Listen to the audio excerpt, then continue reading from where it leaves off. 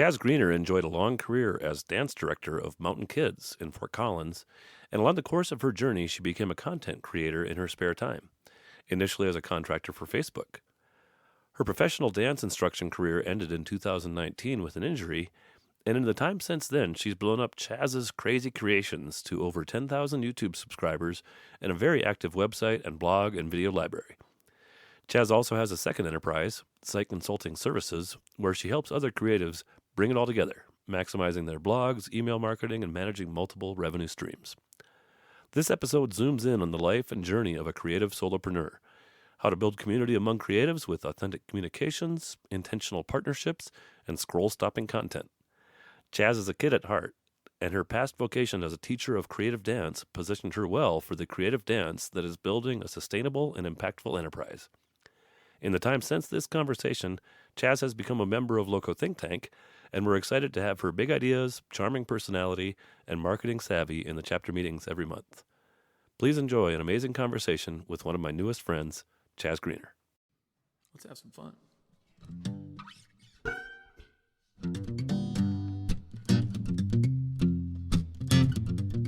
Welcome to the LoCo Experience Podcast. On this show, you'll get to know business and community leaders from all around northern Colorado and beyond. Our guests share their stories, business stories, life stories, stories of triumph and of tragedy, and through it all, you'll be inspired and entertained. These conversations are real and raw, and no topics are off limits. So pop in a breath mint and get ready to meet our latest guest.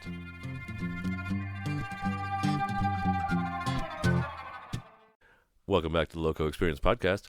My guest today is Chaz Greener, and Chaz saw our ad in the Fort Collins Lifestyle magazine and said, I got to know more about this LoCo Think Tank, and we had a Zoom a few weeks ago, and I really enjoyed your story and learning what you're doing in the world, and so welcome, Chaz. Thank you, and thanks for having me. I'm really excited to be here. So I would like to just ask you to please describe your enterprise. Oh, sure. Because you have kind of a few different things that you do, and I would call it kind of a non-traditional set of businesses, but I loved learning about it when we first met. So yeah, sure.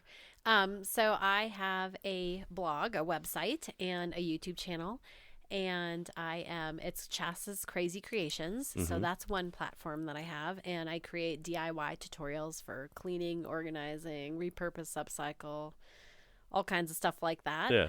And that is one forum that kind of I like work a self-help in some ways, exactly. A self-help hack channel. It is exactly that. And I have hacks too, right? Like, a bunch of different ways to use the magic eraser, or what else you can do with coffee filters and all kinds of stuff like that. Yeah. And then I have a second website that is called Site Consulting Services, and this is more of a like blog coaching, or if you need help with your email marketing, or you have some website troubles, some tech needs or something like that. And so that's my other.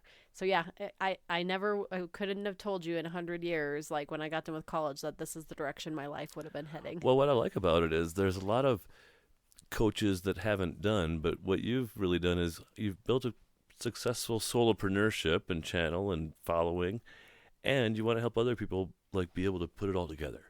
Yes, exactly. Because there's so many things to having an enterprise. Exactly, yeah. The journey was totally first, there's a bigger journey that I know we're going to be talking about, but just ideally the whole DIY website aspect of it was the starting point, and then through my teaching background of teaching dance, then it spawned off of, oh my gosh, other people, might need these, how do you do this, Chaz? I struggled to learn this. Yes. So maybe other people want to learn how to do this. Exactly. Yeah. So then I'd started with some, we call it a mastermind, when a group of bloggers gets together and starts talking about things. And before I knew it, I was kind of coaching them. And then they said, you need to look at this at the bigger picture. And so now it's turned into a whole second business. And which business do you love more or give more attention to, or is that the same answer? That's a really good question. So I think they both fulfill two set, like, I don't know, maybe it's right and left brain per se, right? Because, the creative aspect, that has always been a part of my life through dancing and all of that.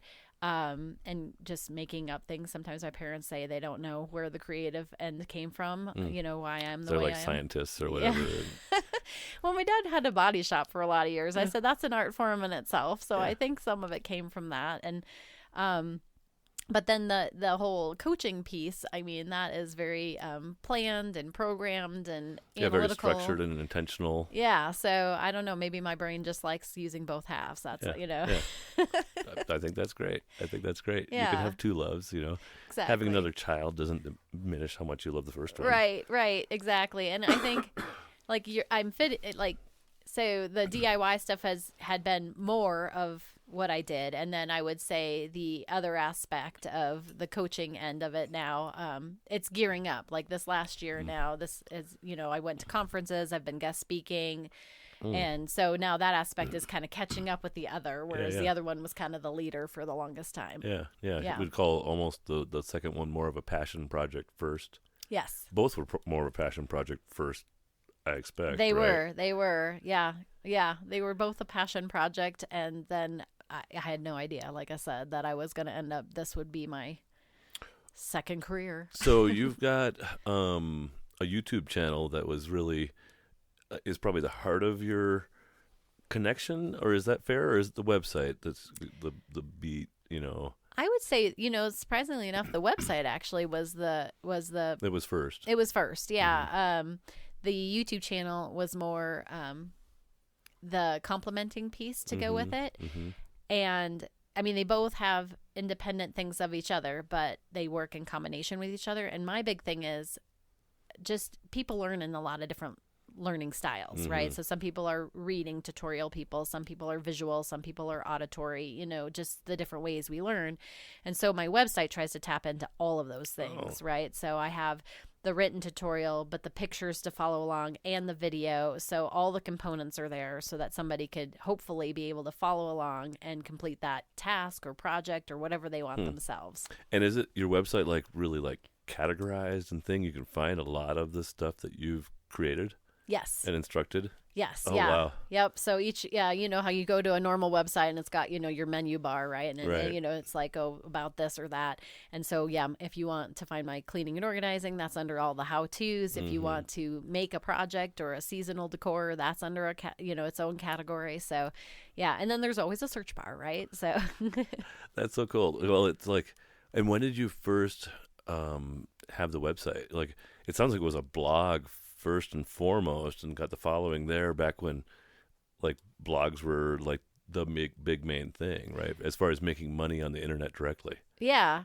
So I'm called a backwards blogger. Okay. According to some people. So I had a different career first. I was a dance director over at Mountain Kids here in Fort Collins, and I have a degree in dance. And as I traveled, through this world of parenting and everything I would craft with my kids, and I stumbled across a website by accident that was called Home Talk, and it was basically do-it-yourself tutorials, and the public can all implement what they have home and garden into this website. You just put your own tutorials out there, right? Like a Wikipedia page almost. Yeah. And so, in the beginning I was like, wow, this website's really cool, and I was learning things from it, and then I thought, I should give back. I'm getting from this website, I should give back. So I started putting a few tutorials on it. And little did I know that one of the CMOs of the company was actually watching all the posts at the time. And she reached out to me, and, they ended up flying me to New York. And so then I met up with them and a bunch of other people that were kind of like me, putting tutorials out there. I think there's a panel of 12 of us out there.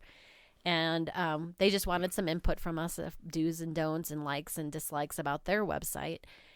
And then on the fly, Facebook Lives were kind of just coming into play. And so on the fly, they said... So circle me this. Is this 2009, 10? Yeah. Yeah, I didn't think about that. Yeah.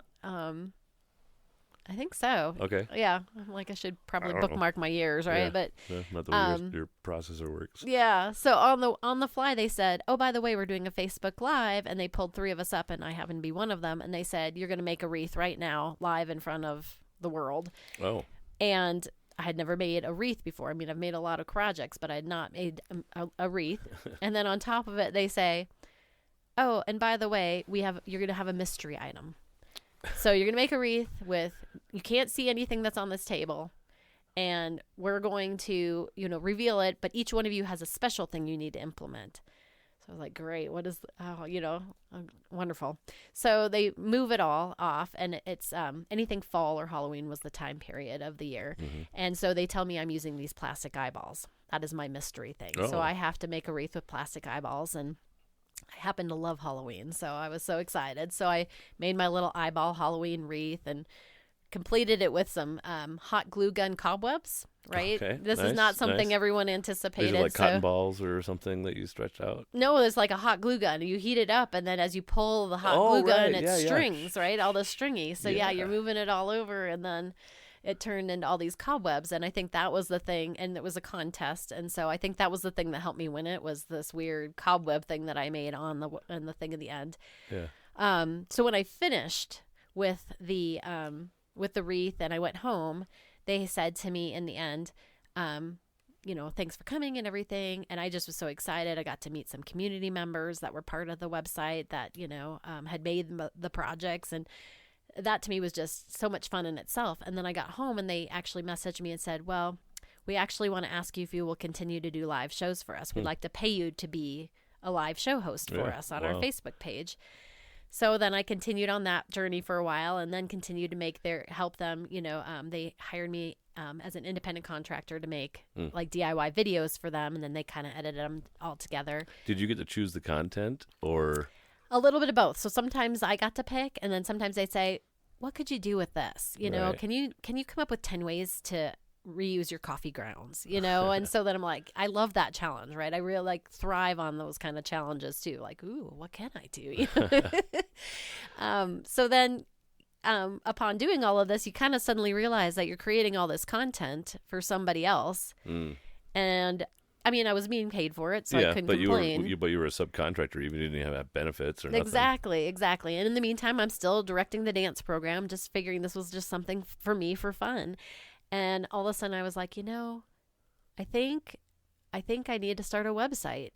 And so then I started the website and started building the website up. And then with that, then created the YouTube channel kind of to go together hand in hand. And were you doing stuff for Facebook Live still, or had you? Okay, so you're still one foot on each side. Yep, I was still doing that, and to this day, I still make a video for Home Talk. They still hire me to do. Really? Yep. Well, good. I've watched their program evolve over the years, from Facebook Lives to more of a long form video with like 10 ways to do something, and then back to lives, and then back to this or that, just to ebb and flows with all what the social media needs are, right? Yeah. And I learned from them, so and I owe a lot of where I am at because they helped launch me and realize that this would be a piece of my life that I never would have guessed, right? Yeah.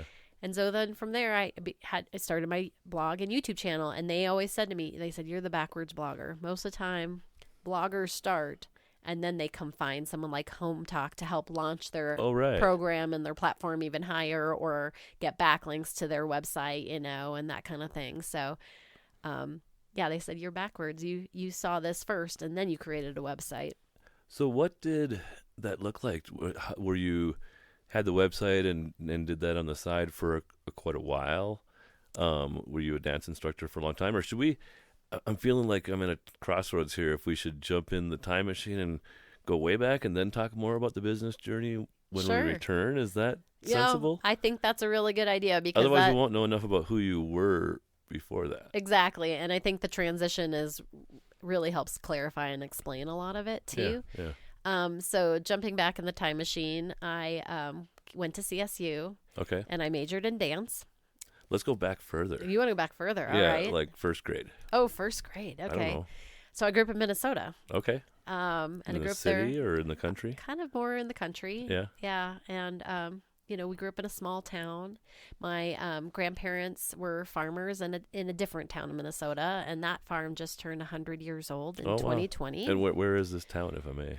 That town is in Worthington, Minnesota. Which that's is where I moved to after college. Are for you a year. serious? Small world. Oh my gosh.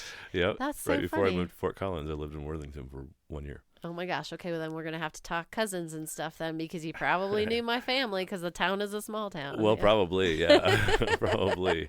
But that was your grandparents' town? That was my grandparents' town, where my parents And what was grew their up. last name? My grandparents are Gordon.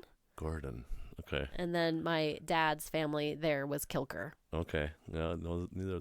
I lived there from 98 to 99, so it's a good Okay. while back now. Okay, Like summer sure. of 98 to summer of 99. Sure. Yeah, so my uncles are now still running the farm, and my cousin's now taking over and helping run the farm. So Yeah. it's very much family oriented still. And then I was up in St. Francis, which is about 20 miles north of Minneapolis, St. Paul. Oh, okay. Yeah. Yeah. And so small town up there, and, grew up playing softball. We moved from sport to sport there, and I danced. And I don't know, I just really loved the small town atmosphere and environment. Yeah. And actually coming forward and then going backward again, one of the reasons I picked CSU, besides just the fact they had a dance major here and I liked the program, when we came to tour the school, my mom was a little lost. Yeah. And we pulled into the Oval and we were looking for the admissions building. And so when we pulled in, my mom pulled over for a second so we could try to figure out where we're going. And somebody came over and knocked on the window, and we rolled it down, and they said, "Where can we help you find?" Yeah. And I said, "This is the school. This is the school because, Right, they're friendly here, everyone's just like in friendly Minnesota." and it makes me feel at home." And yeah. And so and of course it was an Aggie school. Right. So, for sure. I went to North Dakota State. Okay. So also an agricultural school. Sure. Your dad was an auto body guy. Was your mom a stay-at-home mom? Did she have a career as well? She did. So my dad owned a body shop there. And then when we moved to Colorado, he sold that business and then started it up here. Oh, really? Okay. And then my mom, she was a stay-at-home mom probably until we were both in elementary school. Yeah. And then what she did is she kind of got a job in the school district, right? Oh, so yeah. then Keep an eye on you stalking from us, the right? inside. Yeah, exactly. So she started as the lunch lady. And then worked her way A up. lot of power at the lunch lady Exactly. position. Yeah, she liked her whistle. But yeah, then she worked her way into kind of the secretarial positions, right? Yeah, And administrative support and different things, and stayed involved with the PTA and whatever else. Probably. Yep, exactly. So that was their jobs, and like I said, we lived there until. How many of you? Do you have siblings too? I do. So I have a sister, a half sister, and I have I had a brother. He recently passed away, but. Yeah. So yeah, there was the two of us mostly, and then my sister got to come visit us in the summers or during the holidays, and she's actually still back there in Minnesota. Yeah, gotcha. Yeah. So, you're an active, multi-sport kid. Sounds like. Good grades too. I was a good girl. Yeah. Yeah, you seem like kind of a goody two-shoes a little bit. I'll just own it. Yeah. So not the hall monitor type, like you're.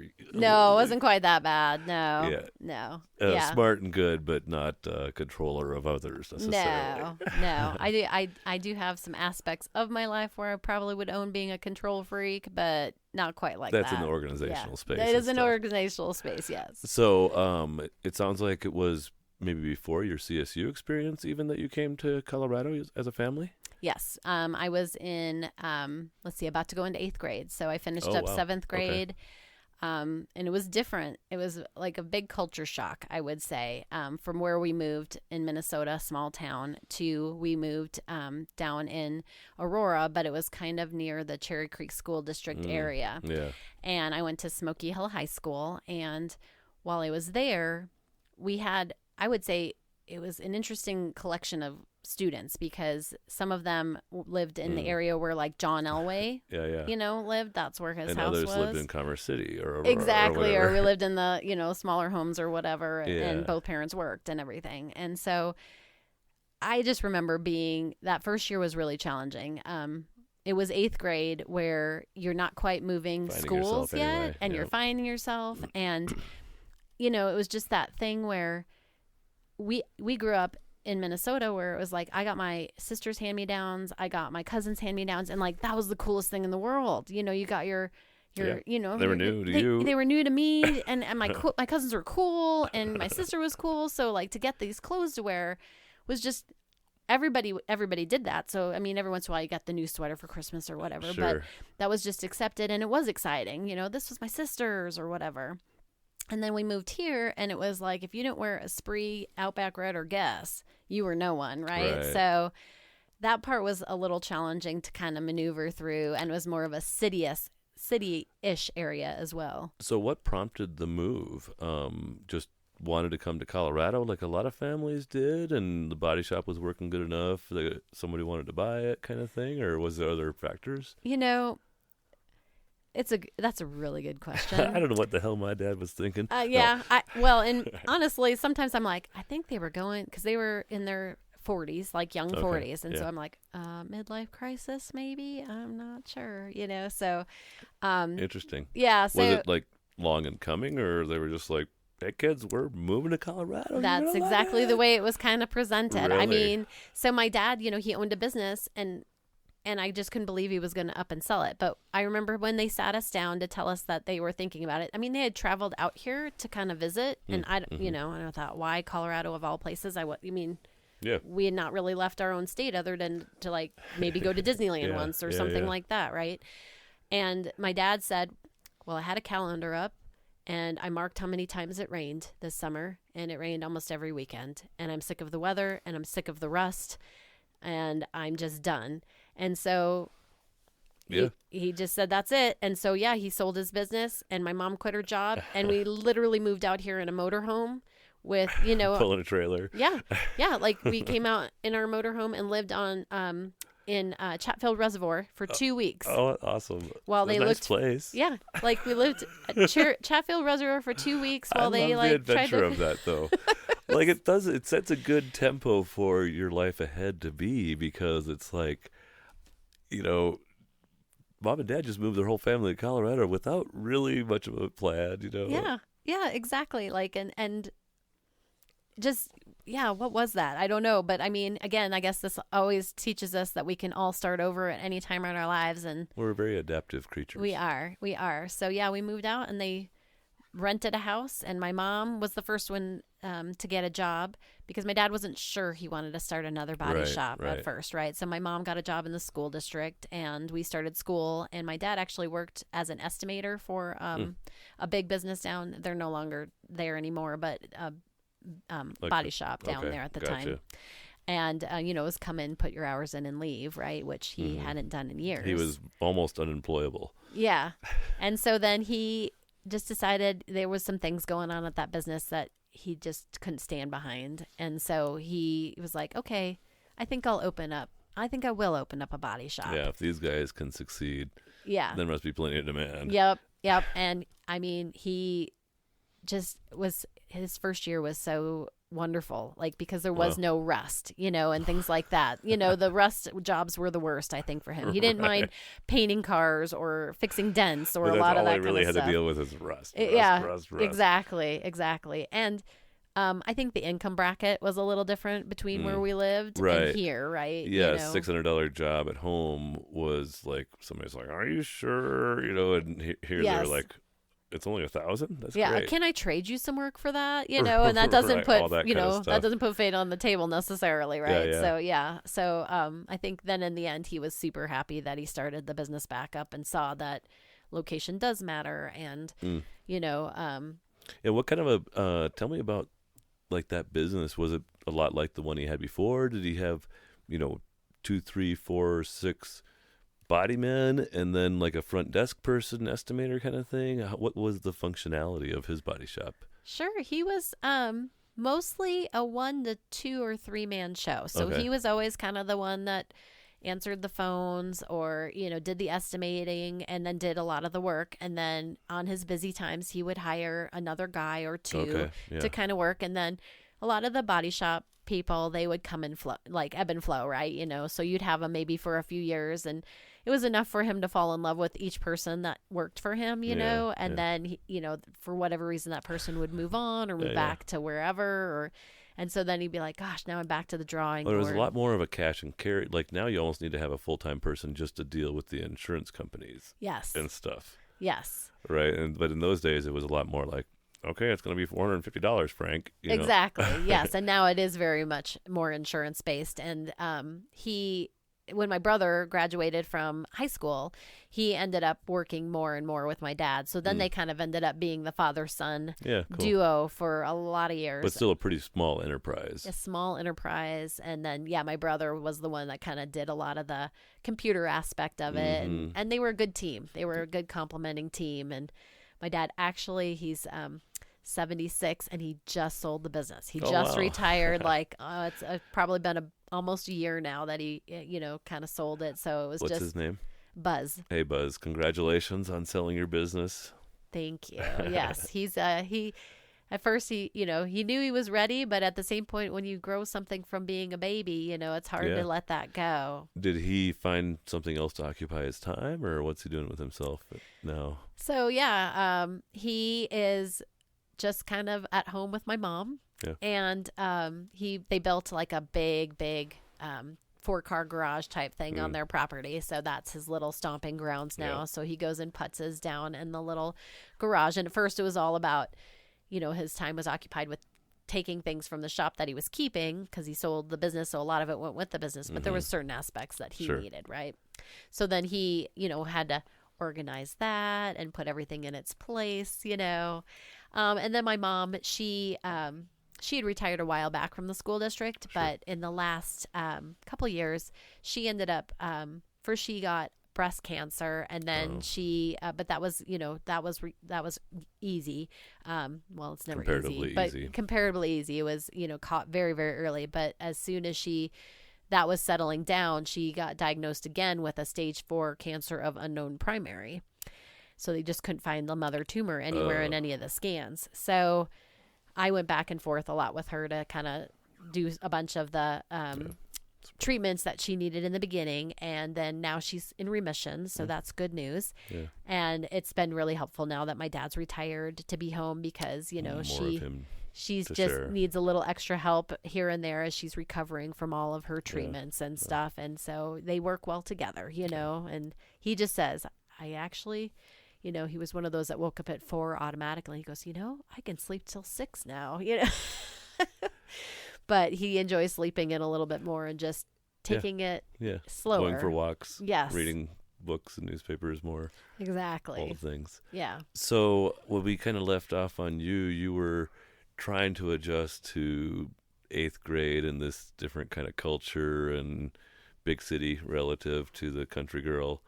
Yeah. How was that? Did you come to embrace it, or what was the rest of high school like for you? Yeah, so I think high school was a good turning point for me because 8th grade was kind of the end of middle school. Yeah. And so the friend bases are already Everybody set. starts fresh kind of in Yeah. high school anyway. Yep, exactly. And I was a band geek to the core. So, I found my people, so at school I was with the band crew. And I floated around with a lot of people. I loved making new friends. And then, I also had my dance that I did on the side. Sure. So I think that helped me settle into being here. I definitely learned how to appreciate the weather that my parents were talking about. Because when you grow up in Minnesota and somebody says the weather's bad, you're like, well, I don't understand, because it's normal to get on the school bus and pull icicles off your eyelashes, and Right. somebody's like, no, that's not a thing. You're like, no, it's a real thing, For sure. People don't get those little things, or how much the humidity really is. And So I may be imagining that when you first got here, you were kind of a little bit maybe resentful and upset, and then as nice, beautiful spring, summer, and fall after nice, beautiful spring, summer, and fall and winter, yes. you're like, Mom and Dad made the right decision. Yeah. That first Christmas was a little weird. We had one of those really warm Christmases where it was 60 degrees here, right? And so I'm standing outside on Christmas Day in a T-shirt. This is stupid. Why did we move here? And There's I not was even there. any Where's the snow." snow, right? It was like, it doesn't. I mean, yay for the warm weather, but where's the snow? This isn't Christmas, or whatever, So, but yes, I definitely learned to love Colorado, and I love my hiking and kayaking and camping and all of that. So definitely learned to embrace everything Colorado has. And now I'm like, okay, I appreciate like my upbringing in Minnesota, and I appreciate so many pieces of Minnesota, but I also very much appreciate Colorado now. It's nice to have a lot of sunny days. It is. So you show up as still kind of a band nerd and dance geek and all that kind of stuff at CSU, and continued that. Is that right? You were pretty active. Yeah. That was became your major, right? Yeah. Yep. I was actually still maintaining. I had a music scholarship, so I continued that. Wow. What were you playing, by the way? So I started on flute and piano. Okay. And then moved to all percussion instruments. Whoa. So depending upon what season it was, like it was marching band season or concert season, Wow. they would just send me to whatever instrument they needed me to play. Dang. And then they also asked me to play the bassoon. Oh. And at first I wasn't sure about it. I was like, I don't know. That's like the tuba, right? Like well, it's the big barking bedpost, we call it. So it looks like, it's the straight brown board thing that looks like a bedpost, and it's got this curly thing that comes off of it that you blow into, right? It's a beautiful sounding instrument. I was not really ever good at it, but it was the thing that paid the bills. It was the scholarship goer. As soon as they said this will get you a guaranteed scholarship to school, and I needed that to go to school. If you could be the backup bassoon player, then yeah. Exactly. Yeah, cool. And because we needed that scholarship. So so I came here with the bassoon and music scholarship, and then majored in dance, and then eventually I earned more for dancing than I did for the music scholarship. So I flip-flopped my scholarship at that point. Because you couldn't have both. Fine arts, you can only have one or the other. Is that right? Mm-hmm. So, like, they just gave you a bigger scholarship for dance side than... Yep. Okay. I didn't realize that was kind of a competitive thing. Yeah. So you usually are capped out at a certain level, but then if it's your major, they can give you just a little bit more. So that helped. And so then once I got done with Colorado State University, I met my future husband. While you were there? While we were there. We were both in band. Okay. He was actually a band major over in Greeley at UNC, and then transferred to, I always say this is so backwards, transferred to CSU to become an electrical engineer. Oh. Because he knew he didn't necessarily want to end up in New York City waiting tables. Yeah, yeah. So... well, they got a really good music program over at UNC as well, yeah? They did. He had a full ride over there. Yeah. And so he had to give that up to come over and become an electrical engineer. Now, he still had scholarships, but no full ride. So, we were both in band on scholarship and sat next to each other. So that's how we met. And so then I continued dating him, and we eventually got married. And then right out of school, I ended up getting a job at Mountain Kids, and it was just to teach dance classes. And like anyone, when you get out of school, you just need to pay the bills. So I think I had about 3 or 4 jobs, upon getting out of school. We're at this restaurant. And then exactly. Babysitting, daycare, whatever it was to pay the bills. And then eventually that turned into a full-time job over at Mountain Kids. Okay. Where, I worked a lot of hours and had a lot of fun and raised a lot of kids, and it was amazing. Tell me about Mountain Kids. Like, who are the clients there? What kind of kids, demographics, like ages and stuff? Sure. And actually the history of Mountain Kids I always think is a little fascinating too. So Ron and Mary... I know nothing. So yeah, Ron and Mary Beretta own Mountain Kids, and they met, I believe it was at CSU as well. And Ron was... he was almost an Olympic gymnast. Oh, wow. Yeah, so he was the gymnast behind Mountain Kids. Okay. And then Mary was the dancer behind Mountain Kids. And so together they built Mountain Kids. And it has... Oh, Mary is small lady, right? She was, yes.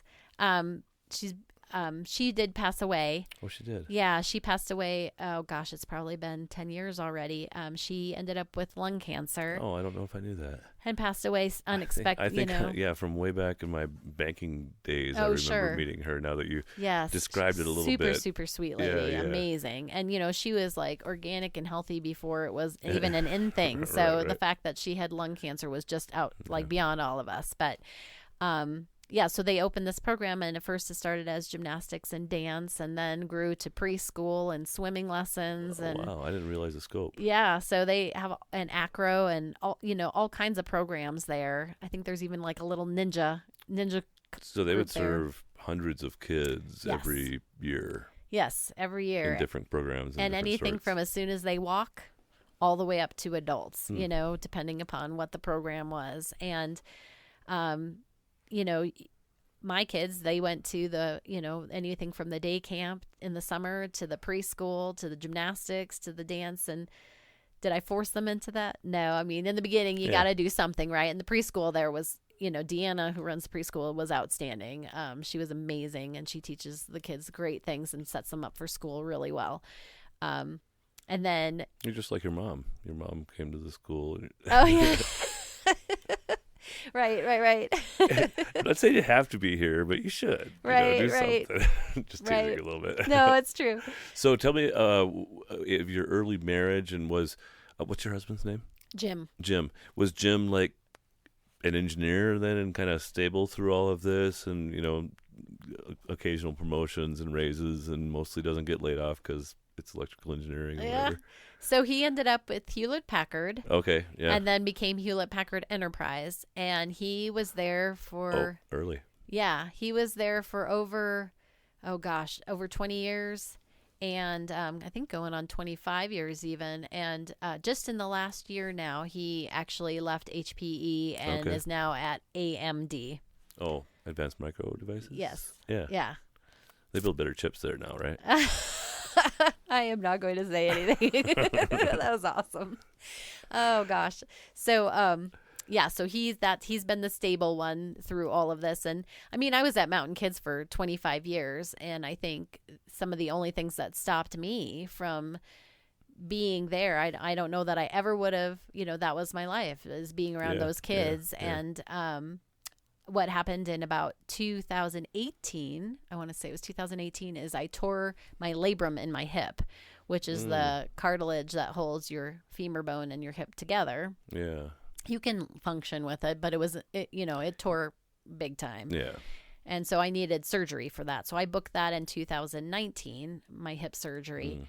And it was not a total hip replacement. When they do Dr. White down in Denver did it, and it's they use like cadaver tissue, and they put you back together, and it grows back. So you have an all natural labrum from scratch, basically. But it takes a long time because you have to go basically a whole month with no weight on it, and then you only get 2,000 steps for the next 2 months. So that's 4 months in. And then after that, you get to continue to work your way up, right? So no dancing for 1 full year. So I knew I was doing that. Well, and you had Jazz's Crazy Creations growing on the side and stuff, right? Exactly. Like you already had this blog and website, because we jumped off. It must have only been like 2012 or 14, or not even. Well, I I did both things. The website I started up in 2017. Oh, it was that late. Okay, Yeah. so you did this Facebook Live and different things like that for a little while. I did that for a while, yeah. So I Yeah. was doing that because that was just, a little bit of time every week. It wasn't Here and necessarily there. a full gig, right? And then Make $500 a month. exactly, or something. right? Yeah, Okay. yeah. So, and then started the website in 2017. It was still just kind of, it wasn't like. It was still a side hobby. It was just side money. I was like, I'm going to grow this someday. Maybe this will be some retirement income on the side is honestly what I was thinking, right? Just a little extra supplemental income for retirement down the road. And so I took a little break from directing, which we knew I would be doing. But what we didn't expect is about a month into it.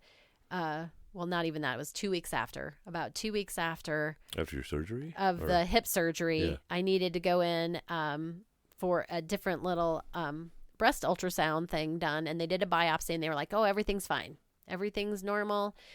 We just need to remove this little lump. It's a benign papilloma is what it was called.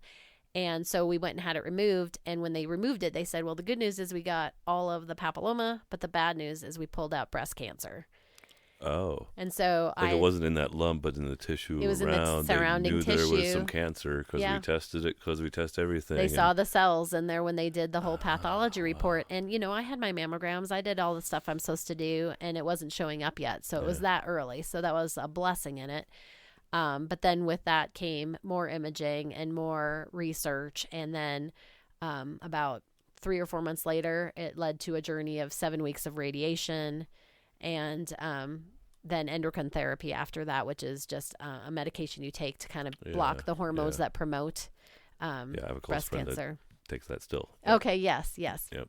And my sister too, probably. Oh my goodness. Yeah, no, it's Yeah. not an uncommon condition, unfortunately. Yes, unfortunately, is very true. So you're like rehabbing from this hip surgery and like hobbling yourself in for your radiation treatments. exactly. And stuff like I was, yeah, and trying to go to rehabilitation therapy for the hip at the same time. It's like you get up and you go to, Did you just take radiation? Didn't have to chemo? I did not have to do chemo because it was caught so early. Okay. So I was very lucky for that. But yeah, going through all of that at once. And then my daughter graduated from high school during the middle of all of that as well.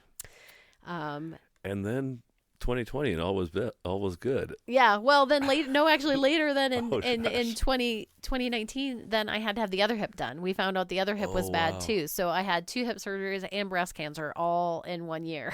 Nice. So that was a little bit much. So yeah, then we moved to 2020, right?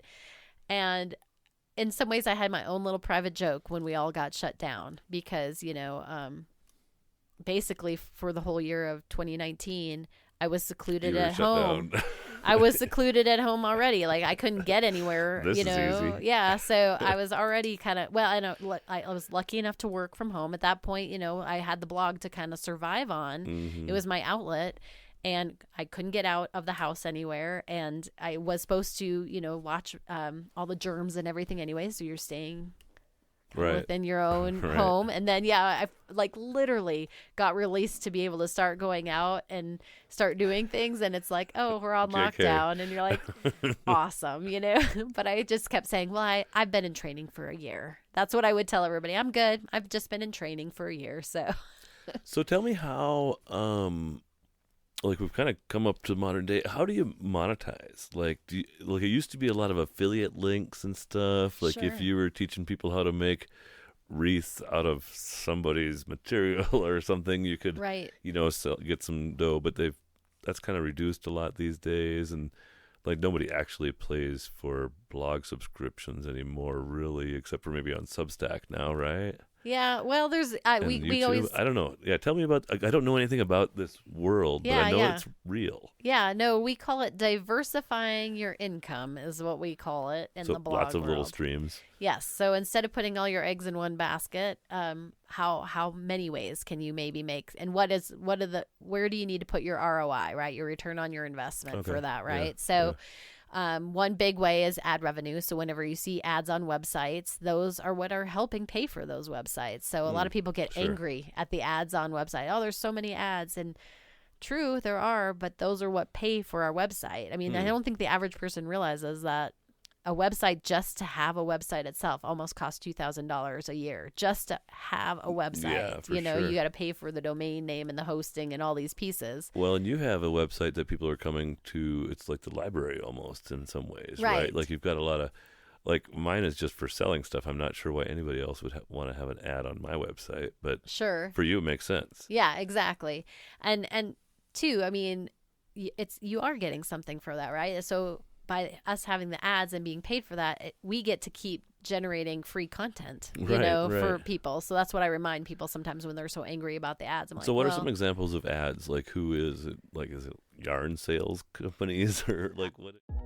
This episode is sponsored by LoCo Think Tank. LoCo Think Tank provides peer collaboration for business owners. We build smart, safe places to help business leaders navigate every stage of the business journey, and we love what we do and who we do it with.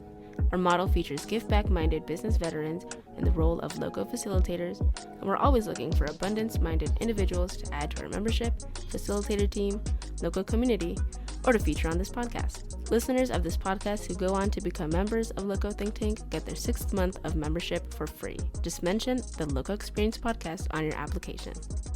To learn more, visit our website at locothinktank.com. That's LOCO thinktank.com. So usually you work with Who like makes an sense? ad agency. So Oh. like there's the starting ground level is Google AdSense as one company, and that's Mm-hmm. working directly with Google. And then you work up from there, and then there's Monumetric, She Media. And then you work your way up to AdThrive as one of the higher ones in Mediavine, right? So they basically kind of run the They kind of they put whatever they want to on there. exactly. They I mean, own that space. they but own the space, but you can choose. Like I can say, oh, I don't want any ads of Yeah. this kind or that kind on Yeah. there, right? So you do have some control over no what's Bacardi Light seen. ads on. Right. Yeah. So, I mean, that's one way. So the ad revenue, the affiliate links still are a thing, right? Especially like if I'm doing tutorials and I use a hot Right. glue gun, right? Why not give Duh. them an affiliate link to the Right. glue gun or something? Creating ebooks out of the content you're building. So e-guides, things like that. Doing webinars. These are Because ways you people can pay like monetize. $5 or $10 for an ebook or whatever. and Sure. that's- Yeah. yep. Depending upon how much content's in it, But right? if you make one copy, you can have 1 million copies. Exactly. That's a nice thing. Yep. Okay. And Sorry, I missed that last one. webinars or mastermind classes or events, right? So I could do things like a crafting event, right, that people could pay to craft with me or something like that. YouTube has its own monetizing system that you can tap into. So yeah, just kind of thinking outside the box of what else can you provide or do as a service, right? Like, so coaching is one of my other diversifying well, that's obviously pieces. like a whole coming up on half your business soon. Sure. Exactly. And membership sites still are a thing. So either there's private content that people pay for access to that are on the backside. I've seen people do membership sites where, if you don't want the ads on the front side, you pay for this membership site and they can see the same content adless, right? So you're getting funded the same way. It's just which way are you serving it, right? Or you get special content, maybe everybody gets to see these 5 tutorials, but then on the backside you get 5 extra tutorials a month, so exclusive content or whatnot. Yeah. So many ways to skin a cat. It sounds like on your YouTube, you don't necessarily monetize it through YouTube, or I do. I actually do. Okay, So, I have AdSense over there because that's the only one they allow. Oh, sure. And then other ways to monetize over on YouTube are you can sell like swag, Sure. right? Yeah. So if you find companies, you could sell your own merchandise or swag through companies that work with YouTube and YouTube partners, or sometimes you can even facilitate your own ads, right? Through, hey, this is my shirt. Well, and I was thinking about, I don't know if you ever see JP Sears, you know who that is? Yeah. So he always has like, this was promoted by, Athletic Greens and and exactly. and then also wears and sells his own swag T-shirts and stuff like that. Yes. And then there's brand deals outside of even that. You just reminded me of that one. So brand deals is like, I'm gonna, I'm gonna work with this company and maybe they have a new product, like they have, or resin. I do like a bunch of resin projects that are made out of resin, and so you work with, like, you find a company like Total Boat, say, and you say, hey, I've got this upcoming project, would you like to sponsor it? Then they can send you free product for it, and then they pay you an allotment. You negotiate the price and what the terms are, and then you mention that in your blog post or your website, or on the content on YouTube, that this post or this video is sponsored by Total Boat, all opinions are my own, that kind of thing. But they gave me free stuff to use. That was great. Yep, exactly. Thank you. It's way better than my other stuff. Yep. And sometimes it's being creative and thinking outside of the box when you're looking for those brand deals too, because maybe everybody's going to make a resin coaster or the common thing. So what else could you do that people wouldn't expect? So one thing I just did a branded deal with was for a company. They own, you'll see them in Walmart now. The brand is Circle. It's CIRKUL. It's a water bottle, but they have these screw-in tops that add flavor to your water. Oh, yeah. And you just buy these new inserts that flavor your water, essentially. So if you're a terrible water drinker, this is one way to get your water, and you can adjust the dial for how much flavor you want or whatever. Well, sometimes I am a terrible water drinker. I just own that. I know. Sorry, dancers. It's the truth. I will just own it. But add some ice and some lemon and I'm good. Yeah. But, so I do these videos that are called Shop With Me. So I go to the dollar store, or I go to the Target dollar spot, or go to different stores around town, and I say what I find, like, check out this, and maybe say what the latest new finds are, what's the new stuff in style, what's a good deal, where to find the clearance, just these different Shop With Me things. Yeah. And so one of the things that I did with this water bottle company is I said, I have these Shop With Me videos, and I can incorporate the water bottle into the Shop With Me video, take it with me to the store, and have it naturally fit into this, Shop With Me video that serves many people. Are always looking for these Shop With Me videos, which kind of, I'm like, I don't know why. Sometimes I'm like, I'm not sure why they want to watch me go shopping at the store and be like, check this out. I spend all my time out. Like saying, hey, check out this 2-hour podcast I produced with somebody that's locally famous, and like nobody watches it, but you're like, hey, who wants to watch me go shopping? And everyone's like, I'm in. Yeah, I know. I mean, seriously, I walk in the store and I just am like, okay, here's the latest stuff at Dollar Tree. Let's, or I use this for this. I guess I'm giving hints then on how I use the different things, or what I could build out of different things, or at the Target dollar spot, or where to find clearance and deals, right? These are things people want, I guess. It's kind of your community a little bit, right? Like this thrifting, DIY and, yes. thrifting and Yeah. crafting, and it's kind of all about. I guess I would call myself a decent home chef. Oh, sure, yeah. I cook quite a bit, and I don't plan much. I just create fun new That's things out amazing. of the stuff that's in my fridge, and my wife is very organized and recipe driven and stuff, and she's like, it would drive me crazy to go shopping and not know what I was going to make with the food I was buying. And I'm like, I just buy the nice looking food. Yeah. And see, that would be interesting because some people are like, no, if I did that, it would look like a pile of muck. And, I'm not sure it would taste good, right?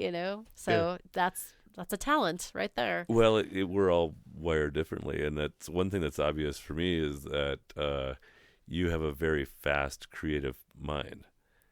So that when you are going shop with me, it's not like, I don't know what we could do with these pipe cleaners, but I guess we could do something. Oh, yeah, It's you just like a fountain of ideas. It's just like, oh, look at this. We got these are only $1 now. They haven't had these here before. Right. Whatever it is, like I just imagine.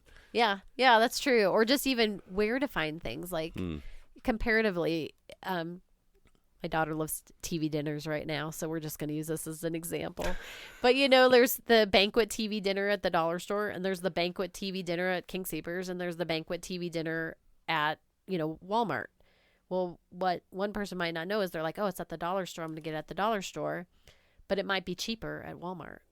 Right. So it's like sometimes you think the dollar store is the cheapest place, but it's not. So sometimes just showing that too, or, is the food okay to get at the dollar store? Well, it's the same thing you get at Walmart. Just check the date.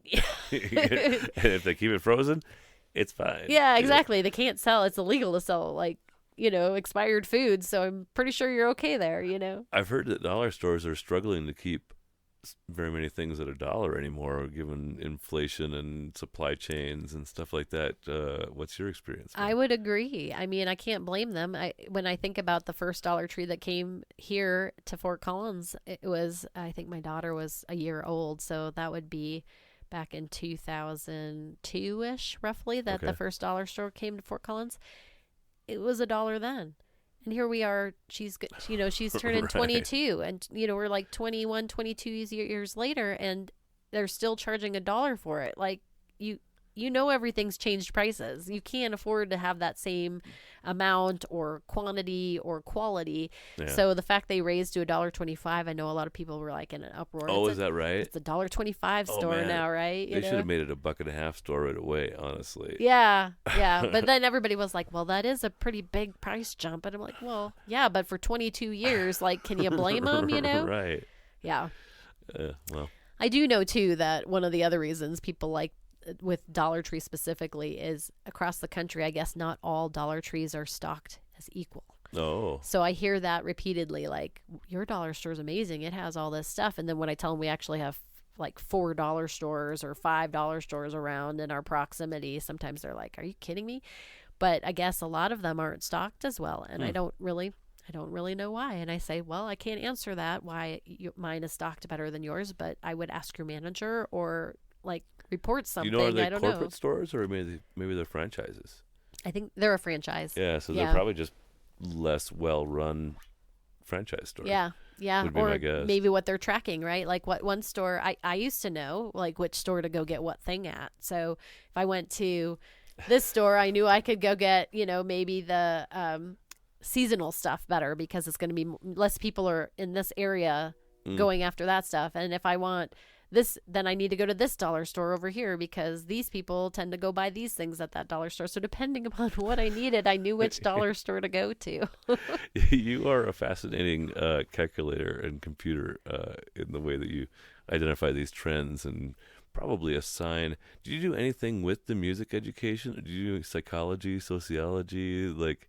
That was like my second choice for a major. I was like, I'm either going to be a music major, dance major, or psychologist. I'm not sure which. But it seems like you're highly observational and inquisitive about people and their motivations and inclinations and things like that. I do. I love people. I really do. I actually choreographed a dance once called People, and I picked up on mannerisms and all kinds of things so I could incorporate them into the whole show. And I don't know. I really like listening to people and just the journey is always so fascinating to me. Yeah. Well, and through this, through your dance kind of career, you really got to be engaged with a lot of, dozens and dozens of families, I assume, and have just a little slice of each of their development of that child Yeah. or whatever. Yes, it was a blessing for sure. Plus your own along the way. Yes. Yeah, So- exactly. And I always told those kids too. I don't know if they remember, but I'm like, thank you for reminding me what it was like to be a teenager again, so that, it just helps you relate to them better, because what's a big deal to them at that moment in life, when you're removed from it so far, and your bubble gets bigger and bigger as the more you experience and what you do. So when they come in crying because their best friend's in a fight with them, you're like, okay, thank you for reminding me where you're, what that perspective is like. And then when I had kids too, then it kept me in check too, because I was relating to kids at all stages of life at the dance school. Then it'd be like, okay, it was like having all this practice, because sometimes the kids would come into me and say, my mom put all of the clothes in a garbage bag. And I'm like, well, why is it in the garbage? Because it was on the floor. And I'm like, well, why was it on the floor? Because I didn't pick it up. How many times did she ask you to pick it up? So, they were venting it all out, but you're trying to help them like understand why maybe things are the way they are. Well, and sometimes you're that special person that can actually ask them those questions and talk to them, because if mom said those exact same questions, oh yeah, there's a we're block so not there. cool when we're the mom, Yeah, or the dad at that point. We're just the evil, awful person, right? By the way, I'm feeling like I'm trapping you by conversation away from your mountain time Oh, logger. yes, thank you. Here, I'll stall while you reach over there. Thank you. Yes, I will. I will gladly. And you can put it on the side table if you can reach that easier and Yeah, feel more comfortable. I will do that. Thank you. We could edit this out, but we probably won't. Yes, thank you, Fort Collins, for wonderful beer. Yes, agreed. So if you could look back 5 years from now and be like, oh my gosh, I can't believe we achieved all these things on these twin paths, like what would you hope to be able to do from here? If I were to go back 5 years? No, or forward 5 years. Forward 5 but years. can't not succeed at anything you set your eyes toward. Oh, gosh. I don't know. I don't know. I just think... I mean, you can't be dictator of the world or anything No. like that. But, what do you hope these crazy creations... And I'm sorry, I just forgot the... Oh, site consulting services? Yeah. Yeah. What do you imagine and hope as next stages of development in those? Because really, in a lot of ways, you've only really been full-time working on these for 2 years or so. Yeah. You had the dance thing, and then you had the hip thing, and then you had the hip thing, and then then you had the COVID thing. So you're working on them, but in a different way, I imagine. Yeah. I mean, in some ways, Probably it was grateful because it blew it up for you. Yeah, I was just gonna say, in some ways, it didn't.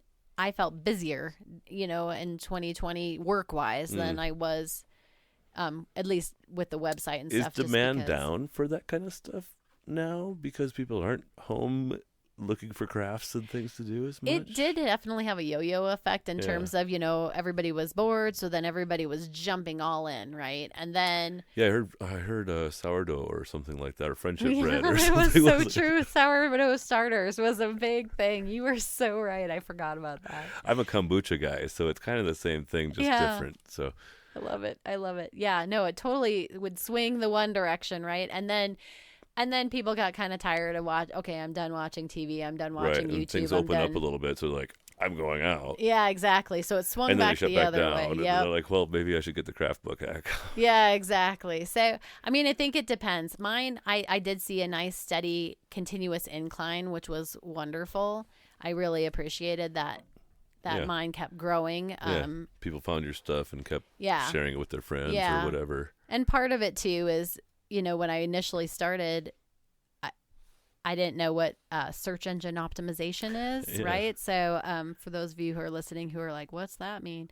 It means when you type something into Google in the search bar, that your stuff comes up, right? So you have to do certain steps to make your stuff populate in Google or Bing or GoDuckGo in order for it to show up. So, in the beginning, you're just writing these tutorials and launching them in the world and hoping somebody finds them. Right. But the reality is nobody's going to find them unless they were already following you for some reason or... My one of my members is Alex Swanson, and her husband Nathan was a member previously, but they're doing some AI stuff. They're going to be on the podcast actually just before you. We already recorded. I can't wait to hear it. But years ago, Alex sent me a note. Really love your blog last month.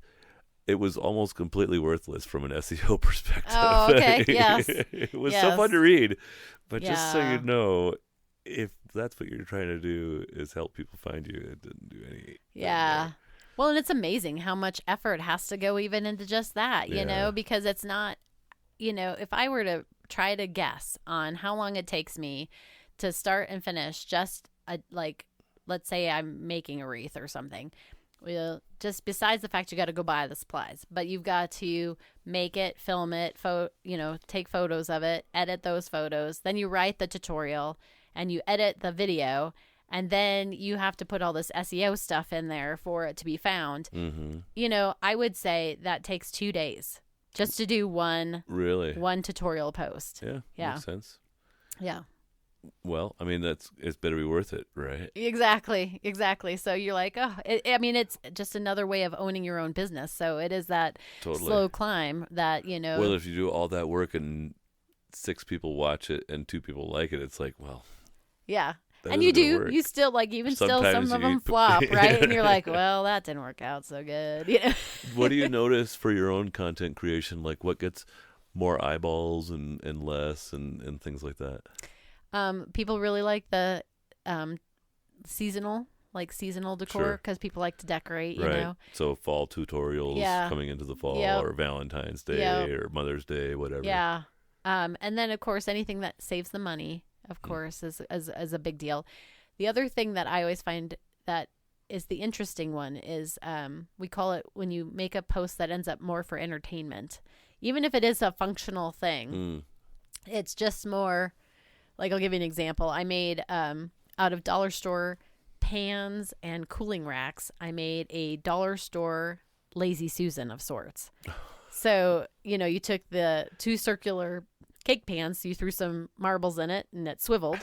Then you put the baking sheet on top, so now you got a rectangle, and then you bent the cooling racks so they were vertical. Oh, perfect. Right? So you had these slatted racks, and then you hung stuff on them, right? And then it rotates. So you could make it your spice rack. You could make it a homework station. You could make it craft storage, right?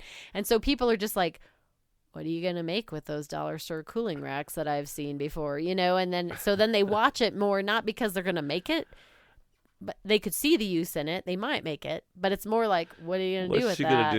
Yeah. So the entertainment value. Going back to that contest that you won in your Facebook Live, right? Like, I don't know if I'm going to put some spider webs on my autumn wreath. Yeah, exactly. I'll just throw it out there and see what happens. Yeah. I like it. So how about on the site side? On the site consulting side? That is a specifically right now, it's more of a membership site. So people either hire me for coaching, and then I put, we have small group masterminds, and then I put the recordings inside the membership so they get access to everything. And then as I learn more and more and more stuff, I always record these tutorials and slap them in there. Yeah. So people that find me on that website, it's more, they're looking for a service that I need, like, they need IT help, or they need, not that I'm a big IT person, so let me just say that. But if you need some basic stuff done, or how to do some things, I can do that. Or how to do your email marketing. Like, we underestimate the power of email marketing. Let me just say that too. Yeah, I believe it. Yeah. But that aspect is, they're coming directly there through needing something from me. So that is. And who are they? Good question. Yeah. So a lot of them are other content creators or people that are needing some help growing their websites. Yeah. They might get stuck somewhere along the way. Yeah, because they're looking at their analytics and they're seeing that they're flat or not growing. So what do I need to do to change that, or what's wrong, and so they're coming to me for that. So it's mostly website owners or content creators that own websites, or business people that you're like, okay, I just bought, there's all these different email platforms, and so I just moved from ConvertKit to MailChimp or whatever, and I don't know how to set this up. Can you just do it? These pieces. So, yeah. Fair enough. What else on the business front is worthy of discussion before we'll take a little break here and hit the later segments? Yeah. Anything that you'd really like to share with listeners, or maybe aspiring, what I would call aspiring solopreneurs, like people who have that diversity of income streams? Like, do you get lonely? Would you rather, just have an office job sometimes? Do you love the content and the creation? Do you get that? Yeah, just talk to me about that kind of special place of the multifaceted solopreneur. Yeah. I think the biggest piece I want to just share with everybody is it's never too late. As like with my parents up and moving to Colorado in a motorhome, and starting over. And, with me, who would have ever expected? Yeah, I had this maybe little side thing that was kind of there, but it wasn't necessarily what I was thinking I was going to switch to by any means. But you can always shift gears. You can always start over. The world is your oyster. There's so many things you can do. Yeah. And if you have a creative outlet of any talent, it doesn't have to be creative. It doesn't have to be a DIY type of thing in terms of like making wreaths or crafts or whatever. But if you have a talent out there to share, then you can teach somebody something. So you can put that out there on a YouTube channel. You can put that out there on a website if that's something that interests you. And if those don't interest you because you're not interested in the digital space, then there's our recreator, right? Our Parks and Rec program that could be using somebody for help, or find somebody else that space to share your talents. Whatever that looks like for you. Because we all need help in some way, shape, or form. And if you've got, everybody's talented. It's finding what that thing is that you want to share with the world, and then finding the space to share it in. Did I tell you our motto here at LoCo Think Tank? No, I'm sure you did, but I'm drawing a blank. I don't always say it all the time, but it's ask of your needs and share of your abundance. Ooh, I love that. I love that. Yeah. Well said. Well said. So let's just take a short break, and then we'll come back and do the closing segments. Okay, sounds good. The LoCo Experience is sponsored by InMotion, providing next-day delivery for local businesses. If you need anything delivered in northern Colorado, InMotion's flat fee service is a great resource for your business. Delivering from the Wyoming border to Denver and anywhere in between, their clients range from small breweries to real estate companies. InMotion can deliver almost anything you can imagine. If this fits a need for your business, contact InMotion directly by emailing them at inmotionnoco@gmail.com. That's INMOTIONNOCO@gmail.com, and mention you heard it on the LoCo Experience. And we're back. So, as you know from our first conversation, the closing segments, the things that we always talk about are faith, family, and politics. Yes. Are you excited? Maybe. Nervous? They're probably nervous more than nervous. anything. Yeah. Nobody ever listens to my podcast anyway. Oh my gosh, you're so funny. They might with you, though. You're an influencer. Oh, I don't know. So, is this different to be like in this kind of a long form? Because you're doing like probably 15, 20-minute tutorial videos and stuff.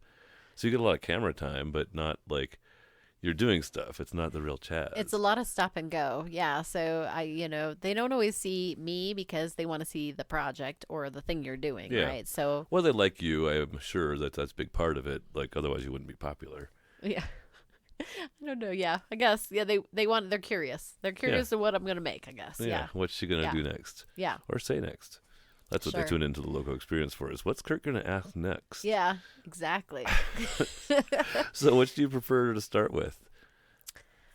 Let's see. They always say, They say never talk about faith, family, or politics. I know. That's what they say. That's why you do it, right? Let's attempt to do politics first. We'll get it done and over with. Okay.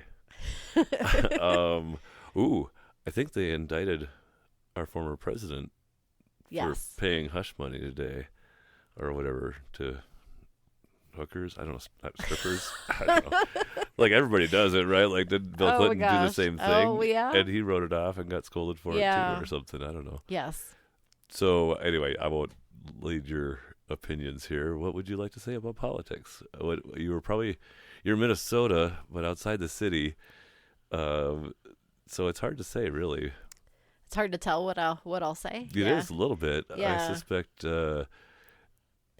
conservative roots, but fairly progressive, kind of generally on a lot of.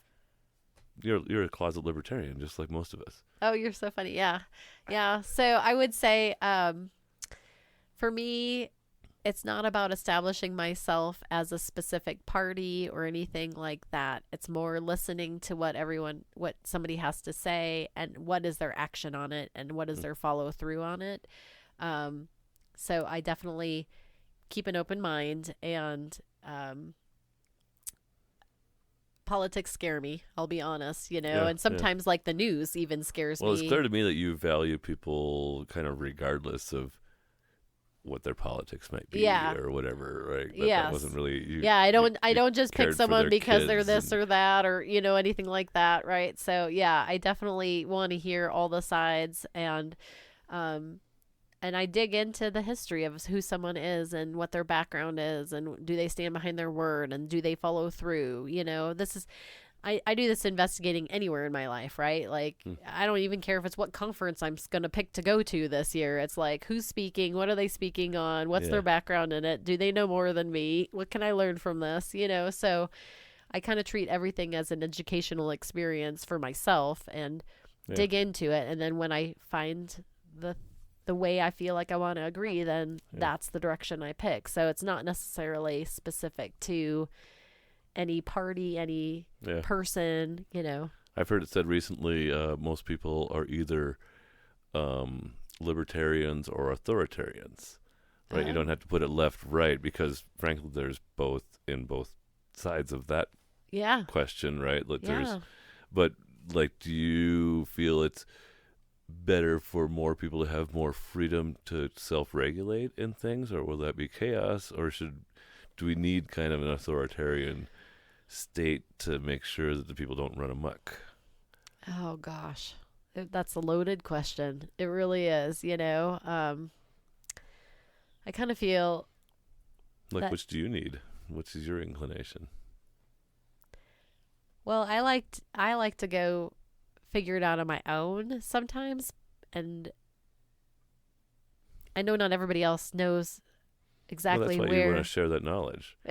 Like, that's what I'm seeing in your space. You're like, well, and that's where the ask of your needs and share of your abundance comes in. Right. You're asking of your needs.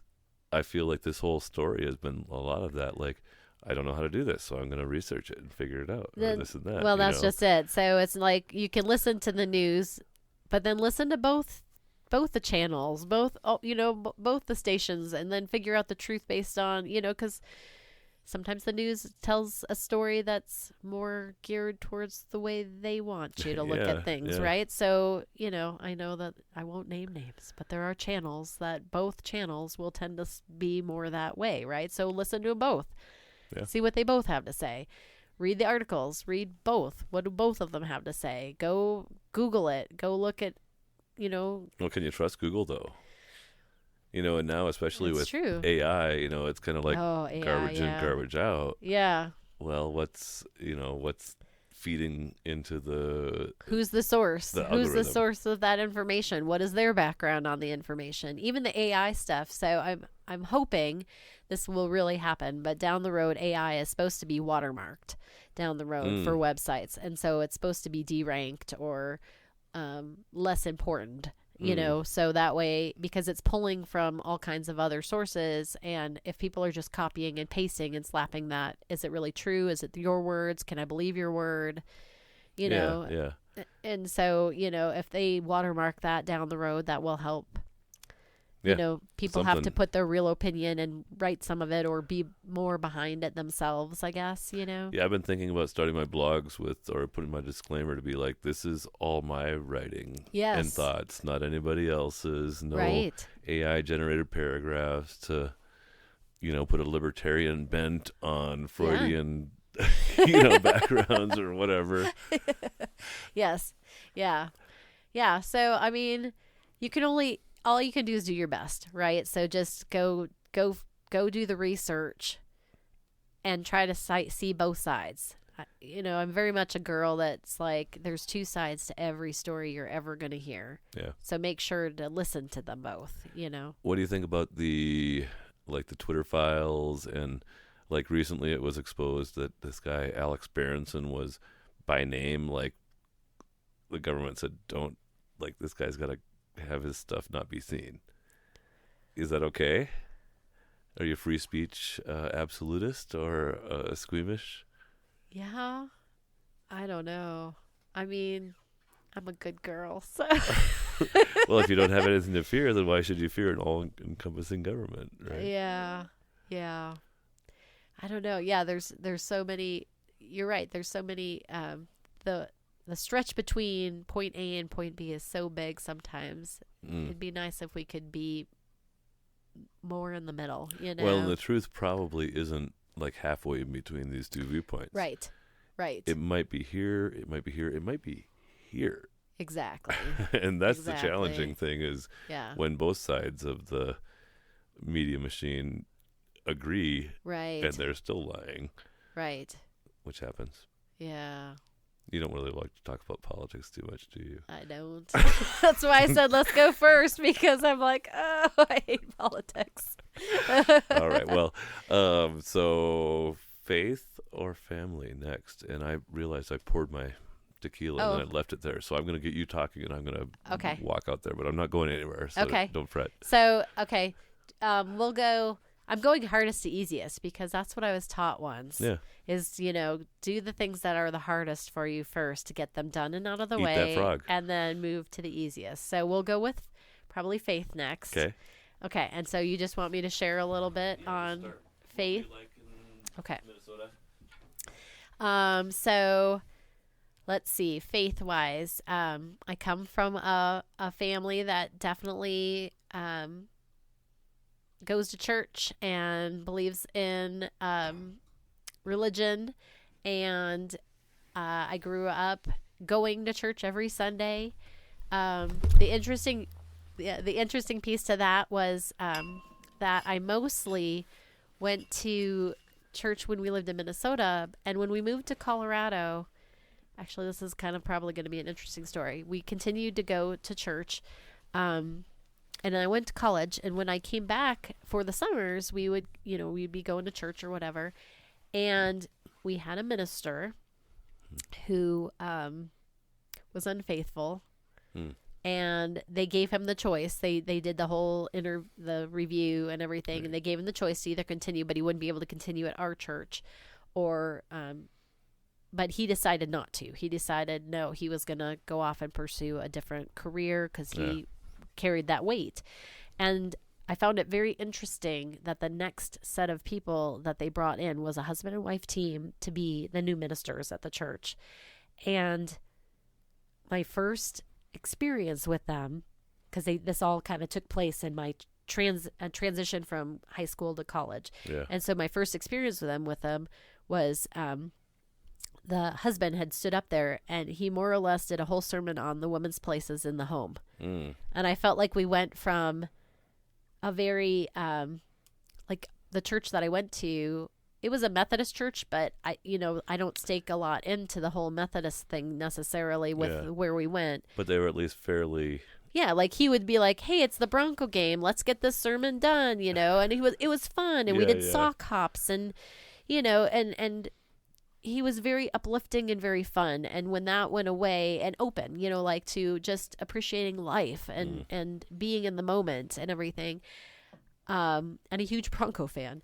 And so then the one thing, then to swing this other direction and become the woman's place. I just remember leaving and saying to my parents, I said, whoa, that was really weird. And that was very, very old school and conservative considering the direction we've moved in life. And my parents both work, and what did you think of that? And, they slowly stopped going to that church because, because it was kind of just so different and the culture changed dramatically. Yeah.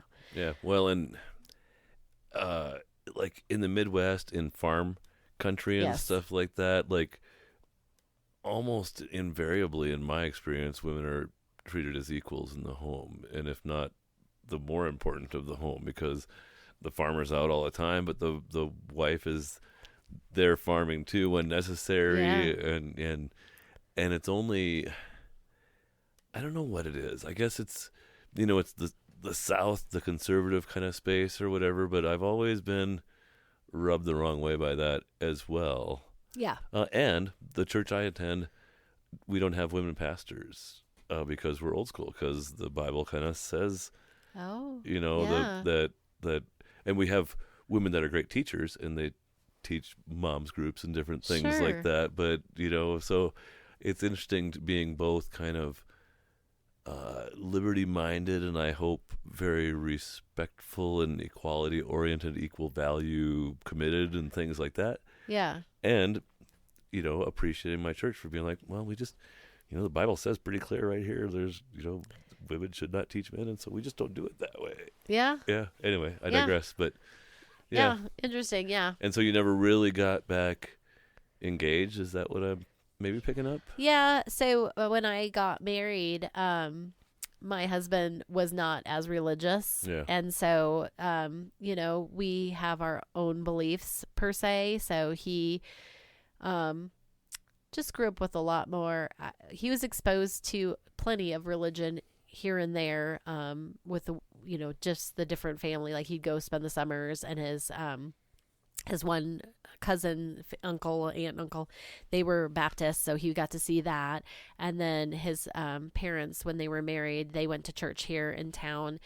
And I'm drawing a blank as to which church they went to here, but it was another branch, I guess, for Right. lack of a better word. Yeah, that's part of what turned me off for a long time when I was a teenager and into my early 20s was all the different teams. Yes. Yeah.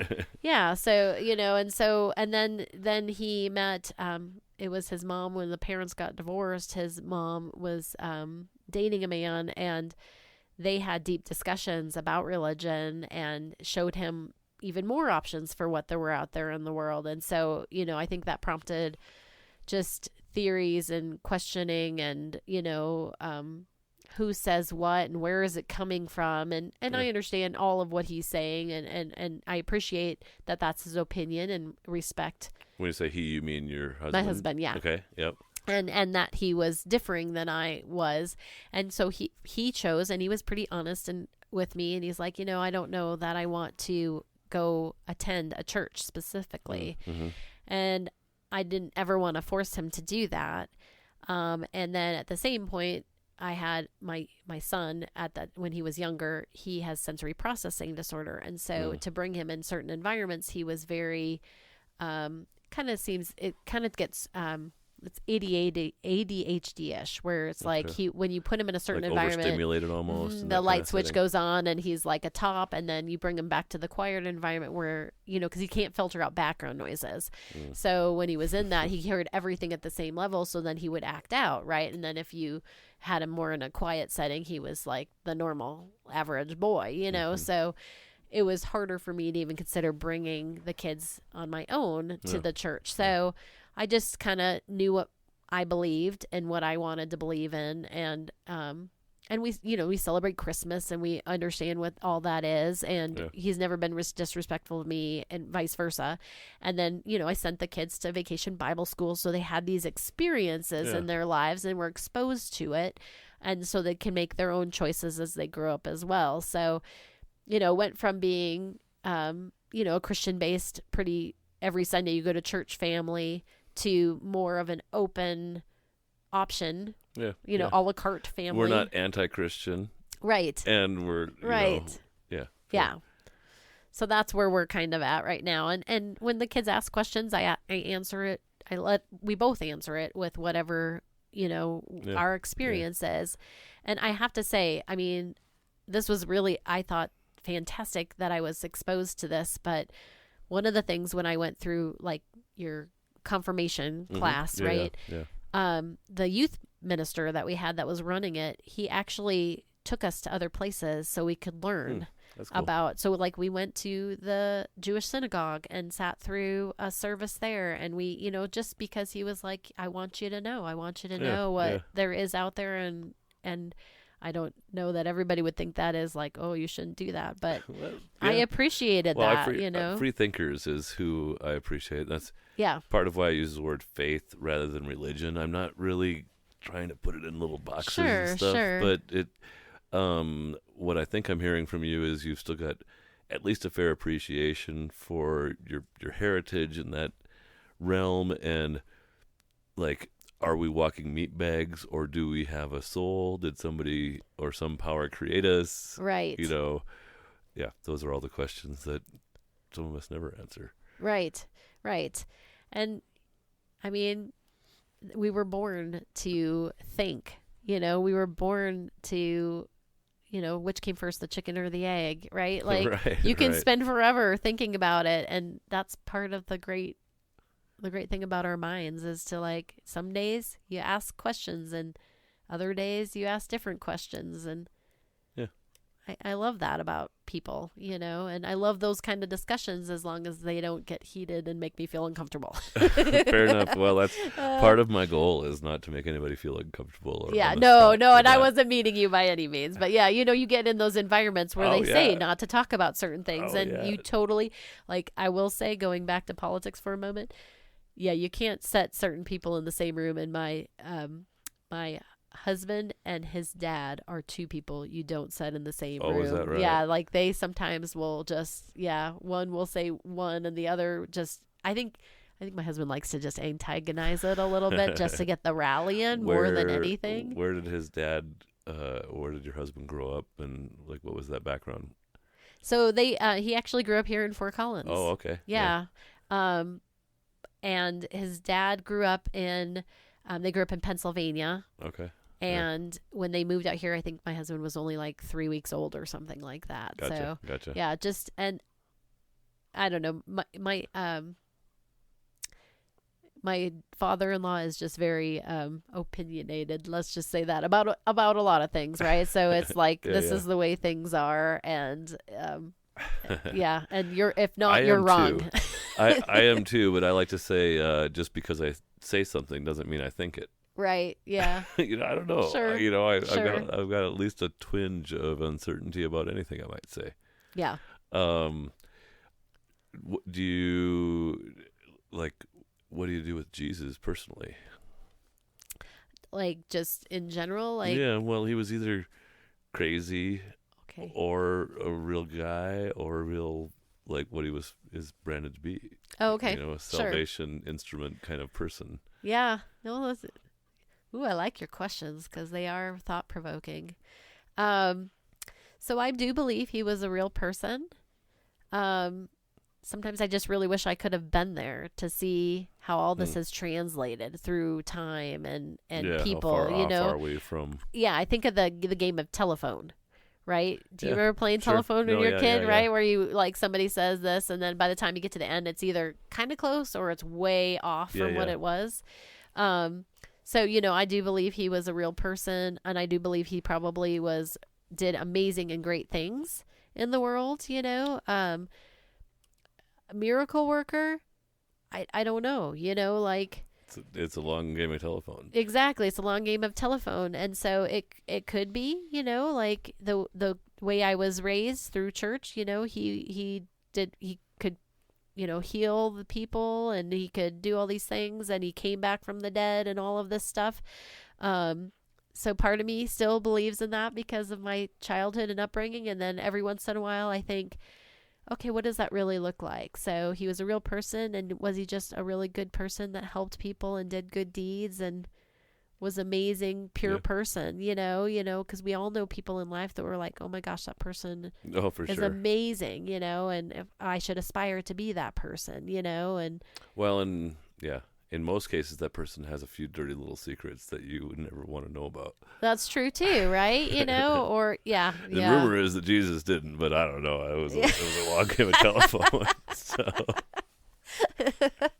I digress. But, yeah. You know, one thing that's been interesting to me to learn about just lately, during kind of the COVID lockdowns and stuff, I ended up listening to this Greek Orthodox church out of Loveland.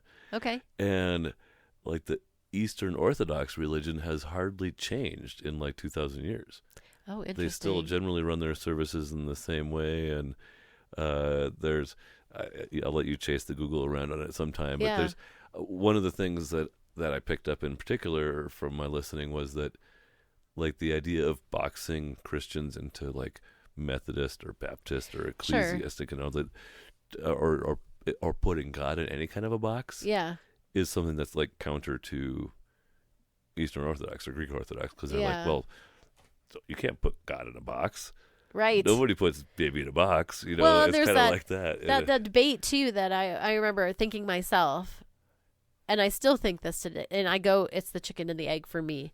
So, the theory that God is supposed to be all forgiving, and then at the same point, if you don't believe a certain way, you're going to hell. So I'm like, wait, so if I don't do this well, it or kind that of goes right, to the ask of your needs. All forgiving if you ask, though, is the thing. right. So it's just that whole if you ask, then you're forgiven, but otherwise it's like he's forgiving, and then is he? But is he a graceful God? Or yeah, a like vengeful right, God? yeah, yes, thank you. That was Both. the words I'm looking And for. yes. Yeah. So just all those interesting pieces. Is he a sacrifice or is he sovereign? Yeah. Yeah. Right. Our Easter service is at 10 a.m. if you want to pop by on Sunday. Just saying. Nice. Let's talk about your family. Do you disclose where that is? Oh, it's the Crossing Church at Shields and Horsetooth. Oh, okay, right yeah. across from the Hibachi. Okay. Yeah, it's a small little independent church, loosely connected with other mostly independent churches. Yeah. And the longtime, 20-year pastor of our grandfather church, Yeah. we're kind of a couple levels down or whatever, recently was busted for a long-term affair. Oh, wow. And stepped down from leadership and reprimanded, and is still a part of the church, and was selling mortgages. Probably isn't anymore, is my guess, because the market for selling mortgages is sure. tough.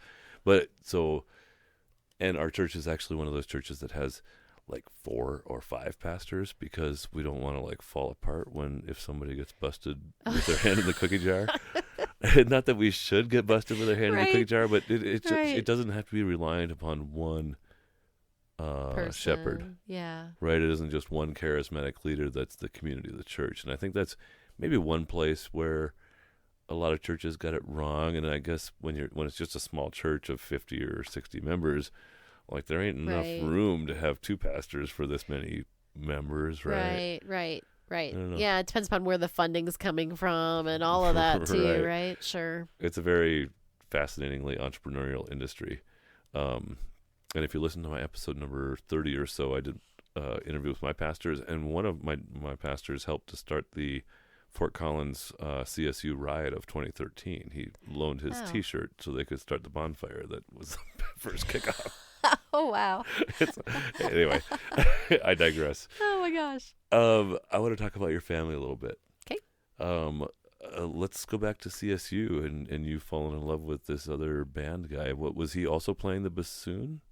No. Yes, he was a saxophone player and a bassoon. So we sat next to each other in orchestra, because that's where we both had to play the bassoon. And then when it was band, he was over playing his saxophone, and I was still playing the bassoon at that point. So yeah.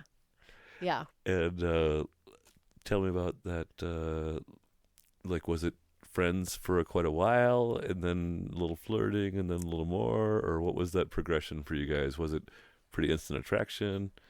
So he loves to tell this story, because when we met, I was dating another person at the time. And so he had asked me out, and I told him no. Yeah. So when he tells the story now, he's like, yeah, well, I asked her out and she said no. But he neglects to say the fact that I was actually dating someone else at the time, right? So that little piece is always missing. I just rejected him is all, Yeah. But then we were, we're friends sitting next to each other, and about, so many months later, I had broken up with that person. Then a summer passes, and I come back the next school year, because I think he started in January when he transferred over. And so then that fall, at that point, I was kind of more ready, so I just kind of... Or at least more single. Exactly. I was definitely single, but yeah, exactly. So I just said, hey, if you ever want to hang out sometime, yeah. let me know. And he, I don't think he grabbed his pencil and paper fast enough and wrote down my number. And so he ended up cooking for me at his house for our first date. Does he still cook for your family? He does. He does. Mostly? We kind of, we split it up. We share it. Because sometimes, it's easier for me to get the cooking done. Sometimes it's easier for him. But he definitely still likes to cook. So he's definitely passionate about it. So yeah, That's cool. Yep, that was our first date. Yeah. And were you like, when you were not single, were you like, that Was guy's I pretty crazy cute? girl? Or, no, were you Oh. kind of keen on him, or like, not necessarily? Like the first time he asked you out, you were just like, whatever, bassoon player. Yeah, I think I Try had my not to think about that kind of stuff because you had a boyfriend. right. I was gonna say I had my blinders on. I Yeah, think so. that's I cool. wasn't really open to it just because I was, like, Yeah. okay, I was focused on, no, sorry, I'm dating someone else, but Yeah. thanks for asking, or whatever. And but yeah, I mean, obviously, when I was ready, it wasn't like he had to ask me again. I was open to. You already knew he liked you. Yeah. That made it easy. Right. It made it a little easier. Like, yeah, you might say, but I didn't necessarily ask him out. I was Sure. like, I'll just put the feeler out there and see what happens. Right. Right, Because if he was like, now maybe he was dating Right, someone else. yeah. I didn't know. It Right. happens sometimes. Right. So Yeah. you guys get married shortly after school, or maybe even during school then, or been a No, little it was while? after school for sure. So let's see. I graduated in, now I'm going to date myself, 95. And then because he. Oh wow, you are pretty old, huh? Yeah, yeah. Let me get my walker. And he graduated a year after me, just because he switched, transferred and had to change the Yeah, yeah. major, so more classes. Plus engineers, they expect you to be smarter. Yeah, right. Whatever. Yeah. And we got married in 97. Sure. So basically, right after school, effectively. Yeah. And then how long before kids Kids. came along? So my daughter was born in 2001. Okay. So you had My a few, son few years, 2005. kinda. So yeah, that was kind of my goal. There were bets at our wedding because they knew I loved kids so much. Like, I've always loved kids. Like, kids have always been a huge part of my life. Just babysitting, being around them, day camp, daycare, whatever I could do. I Girls, love. yeah. In fact, one time we were sitting at a dinner for like a business dinner. We're invited over to my husband's boss's house. And they have some chairs around a room, and they kind of ran out of chairs. Like, everybody got their plates, and I'll sit at the kids' table. I just sat at I sat on the floor because I'm so used to sitting on the, like, that's what you do in your dance. You sit on the floor to stretch and whatever, right? And then their two kids came and sat right next to me, and I started having conversations with them on either side of me. And Jim just kind of laughed, because they were like, "Well, we can bring you a chair," and I was like, "No, I'm fine." It was really not a big deal to me. And he goes, "Yeah, you can tell who the kind of people she talks to the most all day long, right? Because I'm there talking to the kids on either side of me." And at one point, one of them grabs my hand and pulls me down to the basement to show me their toys and everything. Well, I think that's probably part of your, I don't want to call it fame, but your persona and stuff through your custom creations and things, is that you're very kid at heart. Yeah, I do. I mean, I love watching me some Charlie Brown on the holidays, and if I go to Universal Studios, I go to play, right? I become a kid and I'm running around Universal Studios or Disney. In fact, I got a chance to speak at, it was the first time I was ever at Cedar Point over in Ohio, and they have like the most roller coasters or whatever. Really? And so Okay.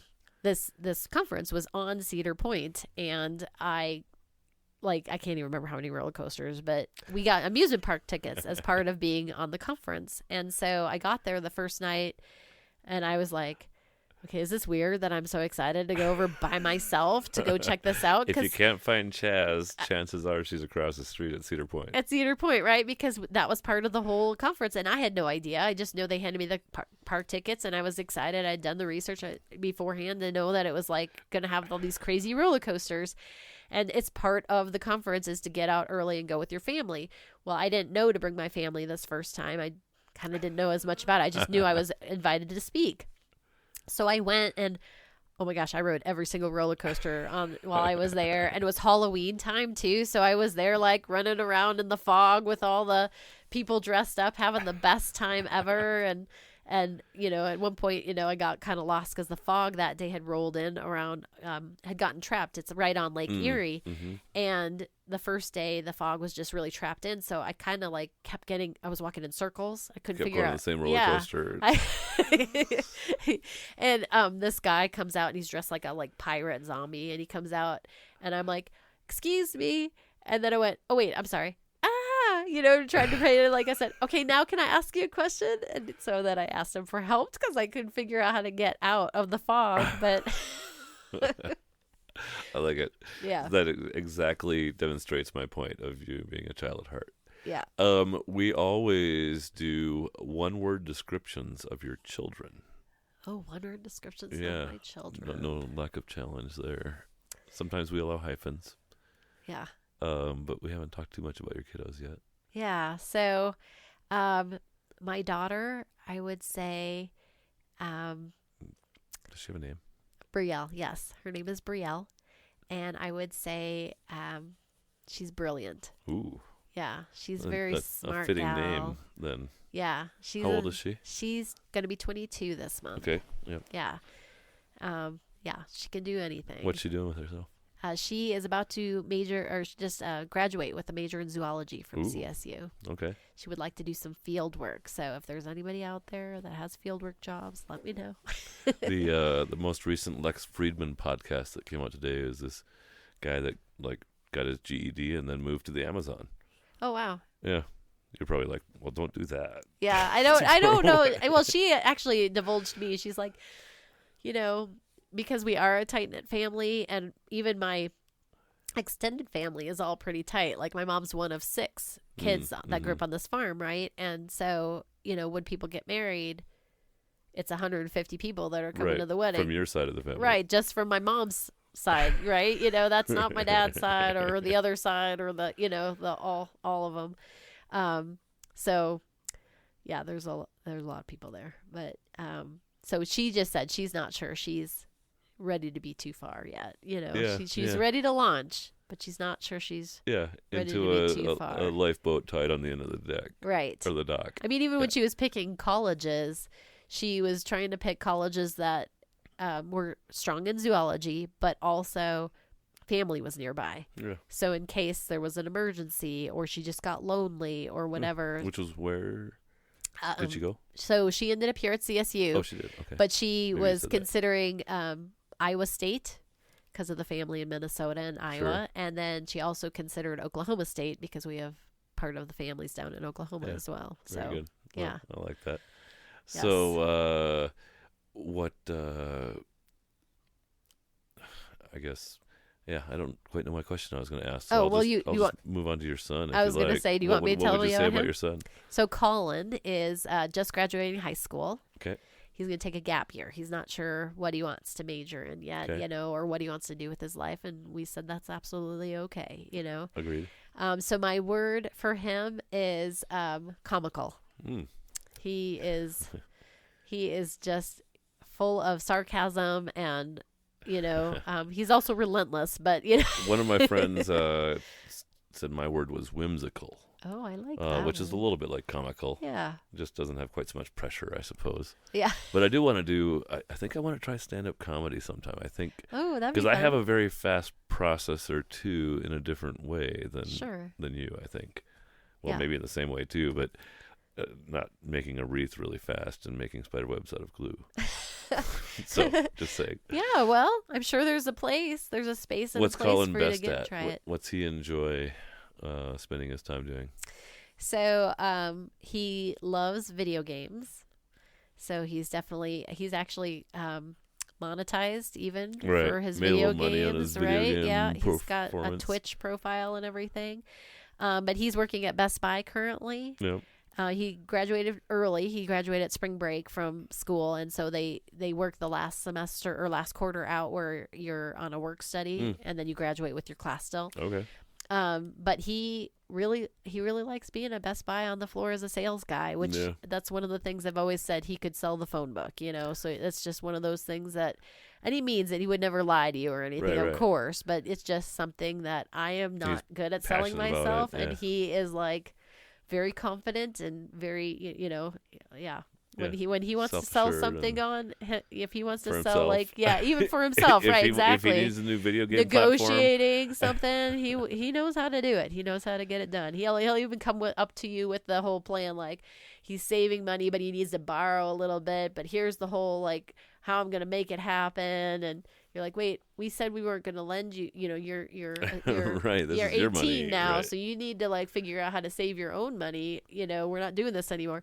Oh, he'll come up with some way to try to almost make you think about it at this point. He's just that good at it. I've pitched a few investment schemes to my father over the years, I would confess. Mostly he didn't invest. He's- Wisely, too he smart stayed for that. firm. He was firm with his choices. So, you guys are going to have an empty nest in like T-minus. Do you have any like thoughts or plans or travels or things like that, you and Jim? Yeah. So it's really, really going to be a double empty nest because Brielle actually, when she went to CSU, she opted. That was when I just finished my treatment, and so she pleaded with CSU to not live in the dorms that first year, so that she could help caretake for you, so and she could be stuff. home and help Yeah. out. And then right then COVID hit, so actually we were grateful. And then she realized the value of $1, and so she goes, "Is it okay if I If I continue to just save money and live here?" And we let her very much live her adult life. We had, the basic rules, or if you're not coming home by a certain time, please let us know what the plan is, so no we don't bringing wake boys up home, and if you do bring a boy home, at least just one. Just kidding. Oh my Sorry. gosh. That's awesome. Not really. No. 0 or 1. Right. Anyway. So you're gonna be facing the double whammy. Yeah, so because Colin too, he kind of thinks that he wants to move out with a couple of his friends and work full time, and so yeah, we're both just like, wow, both at the same time. You're not ease your way into it so much, right? Yeah. My mom kind of went a little crazy when I moved out, and she still had 3 kids left at home. Oh no. So, well, there was other things involved, but no. But it was actually it was emotionally traumatic for her. Like when I was officially, it was actually like after my second summer at home, because I came home for the first 2 summers, and then I was like, well, I'm not gonna come back again, And that was when she had the toughest time with it in some ways. Yeah. So good luck. Yeah, I thanks. think you'll be all right. Yeah, well, we have some plans of I think that's the goal, is instead of focusing on what you're losing, focus a little on what you're gaining, right? Yeah. So we hope to, go up to the mountains more on a whim, or the little things, like you're so stuck on making your vacation happen during spring break, summer, like during when their breaks are. When the plane tickets are the highest price, and so are the whatever. Exactly. And it's like, oh my gosh, we don't have to do that. We can build our vacation around the least expensive time to go, or right. Things like that. We could take 2 weeks. Yes.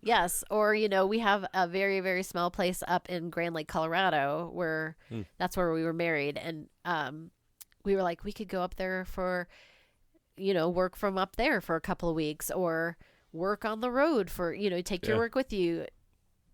Some of that little DIY stuff on the road might be a little hard, but ideally I forgot my glue gun. Yeah, exactly. I might need to go get a glue gun at the store, but just the idea that you could have some freedom to go do some other things, we're looking forward to those things rather than focusing on blank slate. Open opportunity rather than all this loss coming. Yes.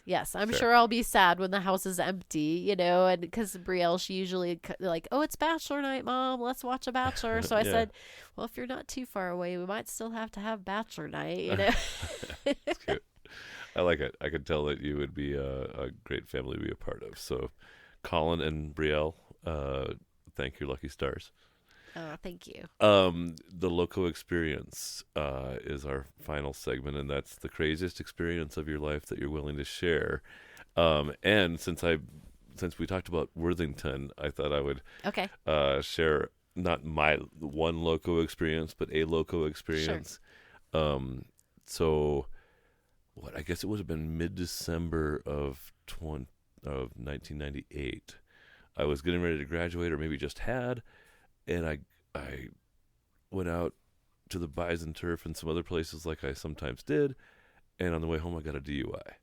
Oh, no. And it was my 5th year of college, and in my 2nd year of college, I also had gotten a DUI. So it was my 2nd DUI. I was going to lose my driver's license for a year and pay a bunch of fines and stuff. And it was a mess. And the next morning, I got called by Community First National Bank. We would like to offer the job of credit and management trainee. Oh my gosh. And Beth Ersfeld called me, and I was like, well, Beth, I've got a pretty big hangover besides. I'm like, I just need to tell you that last night I got a DUI, and I'm probably going to lose my driver's license for a year. And so I just need to be real with you. Yeah. And she was like, well, you were our first choice out of 6, so we'll figure it out. Oh, wow. Can you be here next Monday? Or whatever it was. Or wow. I think it was 2 weeks from then. It was after Christmas and New Year's or whatever. And it made a big impact on me as to, because I just don't really have I can lie really easy, but I can't hold it. Sure. Sure. I'm a kidder. Yeah. But I won't hold things. And I just never really thought about anything other than that. How am I going to hide that I don't have a driver's license? With my new job Right. or whatever. Yeah. And anyway, just her taking 10 seconds to think of, and then I went to Worthington, Minnesota. So I did 6 months of classroom training, and then I moved to Worthington with no driver's license and no friends, and a mountain bike. And I crashed my mountain bike a few weeks later and broke my wrist. Oh my gosh, So you were on like a streak, I weren't was you? in a Oh my tough goodness time, yeah. sakes. But I met a lot of good friends down there, and Yeah. found people that would take me to the laundromat to get my clothes washed. That is one thing about Worthington. Everybody's a buddy, and they'll figure it out. That's for sure. So that community's tight. and one of the girls from the bank worked at she and her husband owned it was the Anchor Bar. No, it was something tea something. Anyway, so I got some part-time bartending work. So anyway, I enjoyed and integrated in that community of Worthington quite a bit. Yeah. In that 1 year. Yeah, that sense of community there is pretty amazing. Yeah. So anyway, For sure. that's one of my 30 or 50 LoCo experiences that come to mind occasionally. Yeah, well, thank you for sharing. Yeah. Yeah. So, what's yours? Okay, so it might be a little bit of accumulation here because I feel like the story deserves it. So Wash Bar, do you remember Wash Bar? Washington's here, right? Yeah, Okay, yeah. so you're going to college and you make these memories at a place like that, right? So you've got your memories of going there and dancing and whatnot. That was because I'm a dancer, right? So that was one of the places you could afford to go because there were the other Right. clubs in town, but gosh, it was $20 just to get in the door, and then you had to pay for your drinks on top Fair, of that or yeah, whatever, right? yeah. And that wasn't in my wheelhouse. That was just not my budget. So Washington's was my affordable it was place. the budget meat market. So Just- as I got older, yeah, the good stuff. Where they have the naked butt in the basement, right? Where everybody spanks it, right? Do you remember the butt? Who doesn't? Man, if you see that in the daylight, like nobody should have been touching that. Like, no. Yes, never. No. Never, yeah.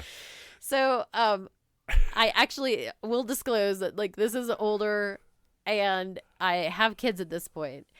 And so everybody's like, well, what do you want to do? I think this was my 30th and then my 40th. I have to tell both stories because they both, you never know what you're going to get. All revolves around Washington. It all evolves around Washington's. And so that's why we always say I was so disappointed when Washington's got torn down because it just never failed to let us down. So, it's like you my... have their 50th there. Yeah, I at know. the I might need new to. place. I know. It's coming up. Seriously. My 50th is only in a couple weeks. But, Let's see who's showing. I'll buy right, you right. tickets. Exactly. Seriously, I might. So, we decide on the 30th to go, and we got there a little early because we're older now, right? We're not going to go out at 10 p.m. at night. So we get there, and the DJ's going, and we're kind of the first ones there, in all disclosure, right? I've so been there. let's just label Yeah, that right yeah, there. Yeah. And there's this guy in the middle of the floor, and he's older, and he's probably in his, maybe his 60s at the time, and he's got like a sweatband on, and he's out there like working out. Dance fever. Like he is working out. And he's got all the moves. He's got like the cigarette with you take the cigarette and you stomp it on the ground. Then he's got like the whole scoop up with the butt shake and we're all standing the sprinkler, there. Yeah, the exactly. Yeah, robot. all this stuff. Totally working out though. He's working up a sweat and he's drinking water. and we're all watching him, because we're just waiting for everybody to kind of get there. All the friend group. And a few of us are like, it's like he's dancing in front of a mirror. So we decide we're going to go check it out. So the four or five of us that are there go down on the dance floor and we start to dance. Sure enough, there's a mirror. So he's dancing with himself in the dance floor on the mirror. okay, that's not even the funny part. Like, that this guy's doing this. Like, I'm all, good for you, working out. That's a great idea. So then we come off, and we're, my husband's standing there, and, I just kind of said something like, yeah, so I guess we're just talking about him is all. And then all of a sudden my husband goes, I know that guy. And we're like, what? That guy dated my mom. Oh, God. And so we're like, no, and he's like, no, seriously, that guy dated Well, my had a mom, tough patch for a right? while. Yeah. He goes, it was a real thing. So that was that time, and I'm sure there was more that happened, but that was the time that stood out. Well, then we go move forward a decade, and Yeah, your kids are elementary school. Yeah, no, my kids are in elementary school at this point, and there was a roller skating night, right? So my parents came up. So my parents are with me. The kids have gone home, I think, with the sitter. The roller skating ended, and we all just decide for grins, we're going to go to Washington's. So, we go do the Jell-O shot at Town Pump because that's tradition. And so we got to go do that. And then we go over to Washington's and we go downstairs, and it starts out a little anticlimactic. The guy is just playing like Pitbull song after Pitbull song after Pitbull song. And I'm like, most DJs have a little diversity in here, but he's just playing the same thing. There's still really not anybody there because we're there early again. My parents are with, right? So keep that in mind. And so I go up to the DJ and ask him if he'd be willing to play like a Michael Jackson song. And, he was like, yeah, and then kind of blew me off. Well, we all decide, okay, well, this is just not as fun as it usually is. So let's just go dance one more song all together. There's probably 20 of us there. Let's just go dance one last song all together, and then we'll go. So we get down on the dance floor, and we're all just dancing. And this guy, I don't even know where he comes from. He jumps, like he was standing on a speaker or something, jumps down into the center of the circle. And gets right in my face. Like, I am not even exaggerating. Oh my God. He's probably 12 inches away from my face. So he's trying to make the moves or something to pick you up because you're such a great dancer. I don't even know who he, I don't even know what he's trying to do. There's he's there moving his hand, and then I'm like, am I supposed to just do what you're doing? I'm trying to play along, right? So I'm like, okay, I can move my hand like that. And so I move my hand like that. And then he does something else. I'm like, okay, I think I'm just supposed to copy this guy. In the meantime, we're all in this circle. Because you're like a professional dancer besides. Well, but, professional dancing versus being in a club experience is just, whatever. It's just different anyways, right? Well, but you at least have the skills to do this. Yeah, I guess. Yeah. So, finally, I don't know what he's doing. And then I kind of like, maybe he's challenging me. I think this is a dance off. And so I don't know. So I'm still trying to figure it out. This old lady in the middle of the whole thing. And so at one point, I don't even remember what he did, but I dropped down and the John Travolta splits and then come back up, right? And then all of a sudden he just bows and backs up, right? He's bowing to me and backing up. Yeah. And then he walks over to me. He's got this digital bracelet on. And it says, he holds it up to my face and I read it and it has words and it says, nice old. And I'm like, thank you. Yes, I am old, but okay. In the meantime, of course, my best friend's there and she's recorded the whole thing and is now sending it out to everyone, right? So yes, Did you go viral? No. I did not have YouTube, I don't think, at that point yet. And well, that deserves to be a viral video somewhere. Oh, great. Yeah. Doesn't it? Let's not, Nicole, don't do that. Well, once we stop this, we're going to go on the Washington's website and see what shows they have coming up because I really think you should go there for your 50th. Yeah, maybe. Yeah, so it just never let us down. So every time we went, and, I remember a girl in we called it the banana suit. She was in a bright yellow one piece outfit, and again, things that people should not do. I don't know, she was hammered, I'm pretty sure. And, she's trying to impress all the guys. And she ends up trying to twerk on the floor on the dance floor, and we're all just standing there like, honey, you need to get up off the floor. Like, that's not a clean place. Like there's just so like many. the butt of that Exactly. naked I'm like, model thing. exactly. It was like, there's just so many stories and they just kept happening. I'm like, oh, why do Washingtons have to tear down? It never let us down. Every time we're there, something new happened. I'm sure that there is plenty of what's the word I'm looking for? New memories to be had. New memories to Yeah. be had at the Yeah. New Washingtons. Yeah. Anyway, that's my encouragement. Okay. If crafty people or website people or whatever people want to find you, do you want to give your how to find you? Oh, stuff to our listeners? Yeah. Oh, sure. So you can find the DIY stuff at chascrazycreations.com. Or if just CHAS. Yeah, just CHAS, because it's hard to have the apostrophe inside. So it's just chascrazycreations.com. And the other website is siteconsultingservices.com. And YouTube channel still under the same thing, just Chas's Crazy Creations. Yeah. Do you do a bunch of other stuff too? Do you have Instagram Reels and I do. TikToks and whatnot? I've attempted a little TikTok. I'm not very good over there yet. They're telling me they're going to ban that shit anyway. I so know. whatever. And I guess I apparently should have been dancing this whole time because maybe that would have been way better. Are your hips all good now? You can dance it up if you want to? Yeah, I dance with High Performance Dance Theater. That's a local company. So Awesome. we put on a few shows Another here. place to find Chaz if you want to. Exactly. Yep. We'll perform at the Lincoln. So we're doing our 20th show in Chicago this summer. Wow. So so you're for real if you're going to Chicago. Yeah, we're performing in Woodstock, Chicago. And so Awesome. Yep, Instagram, Facebook, TikTok, Pinterest. Well, have you had as much fun in the LoCo experience as you hoped? I did. I've done and more. Awesome. You're a pleasant host. Thank you so much. Very easy to talk to. It was fun to have you here. Thanks, Chaz. Yeah, thank you. Good day. Thank you for listening to this episode of the LoCo Experience podcast, produced and sponsored by LoCo Think Tank. This is your producer, Alma Ariano. Check out our website at thelocoexperience.com to find all of our episodes, nominate future guests, or leave us a message.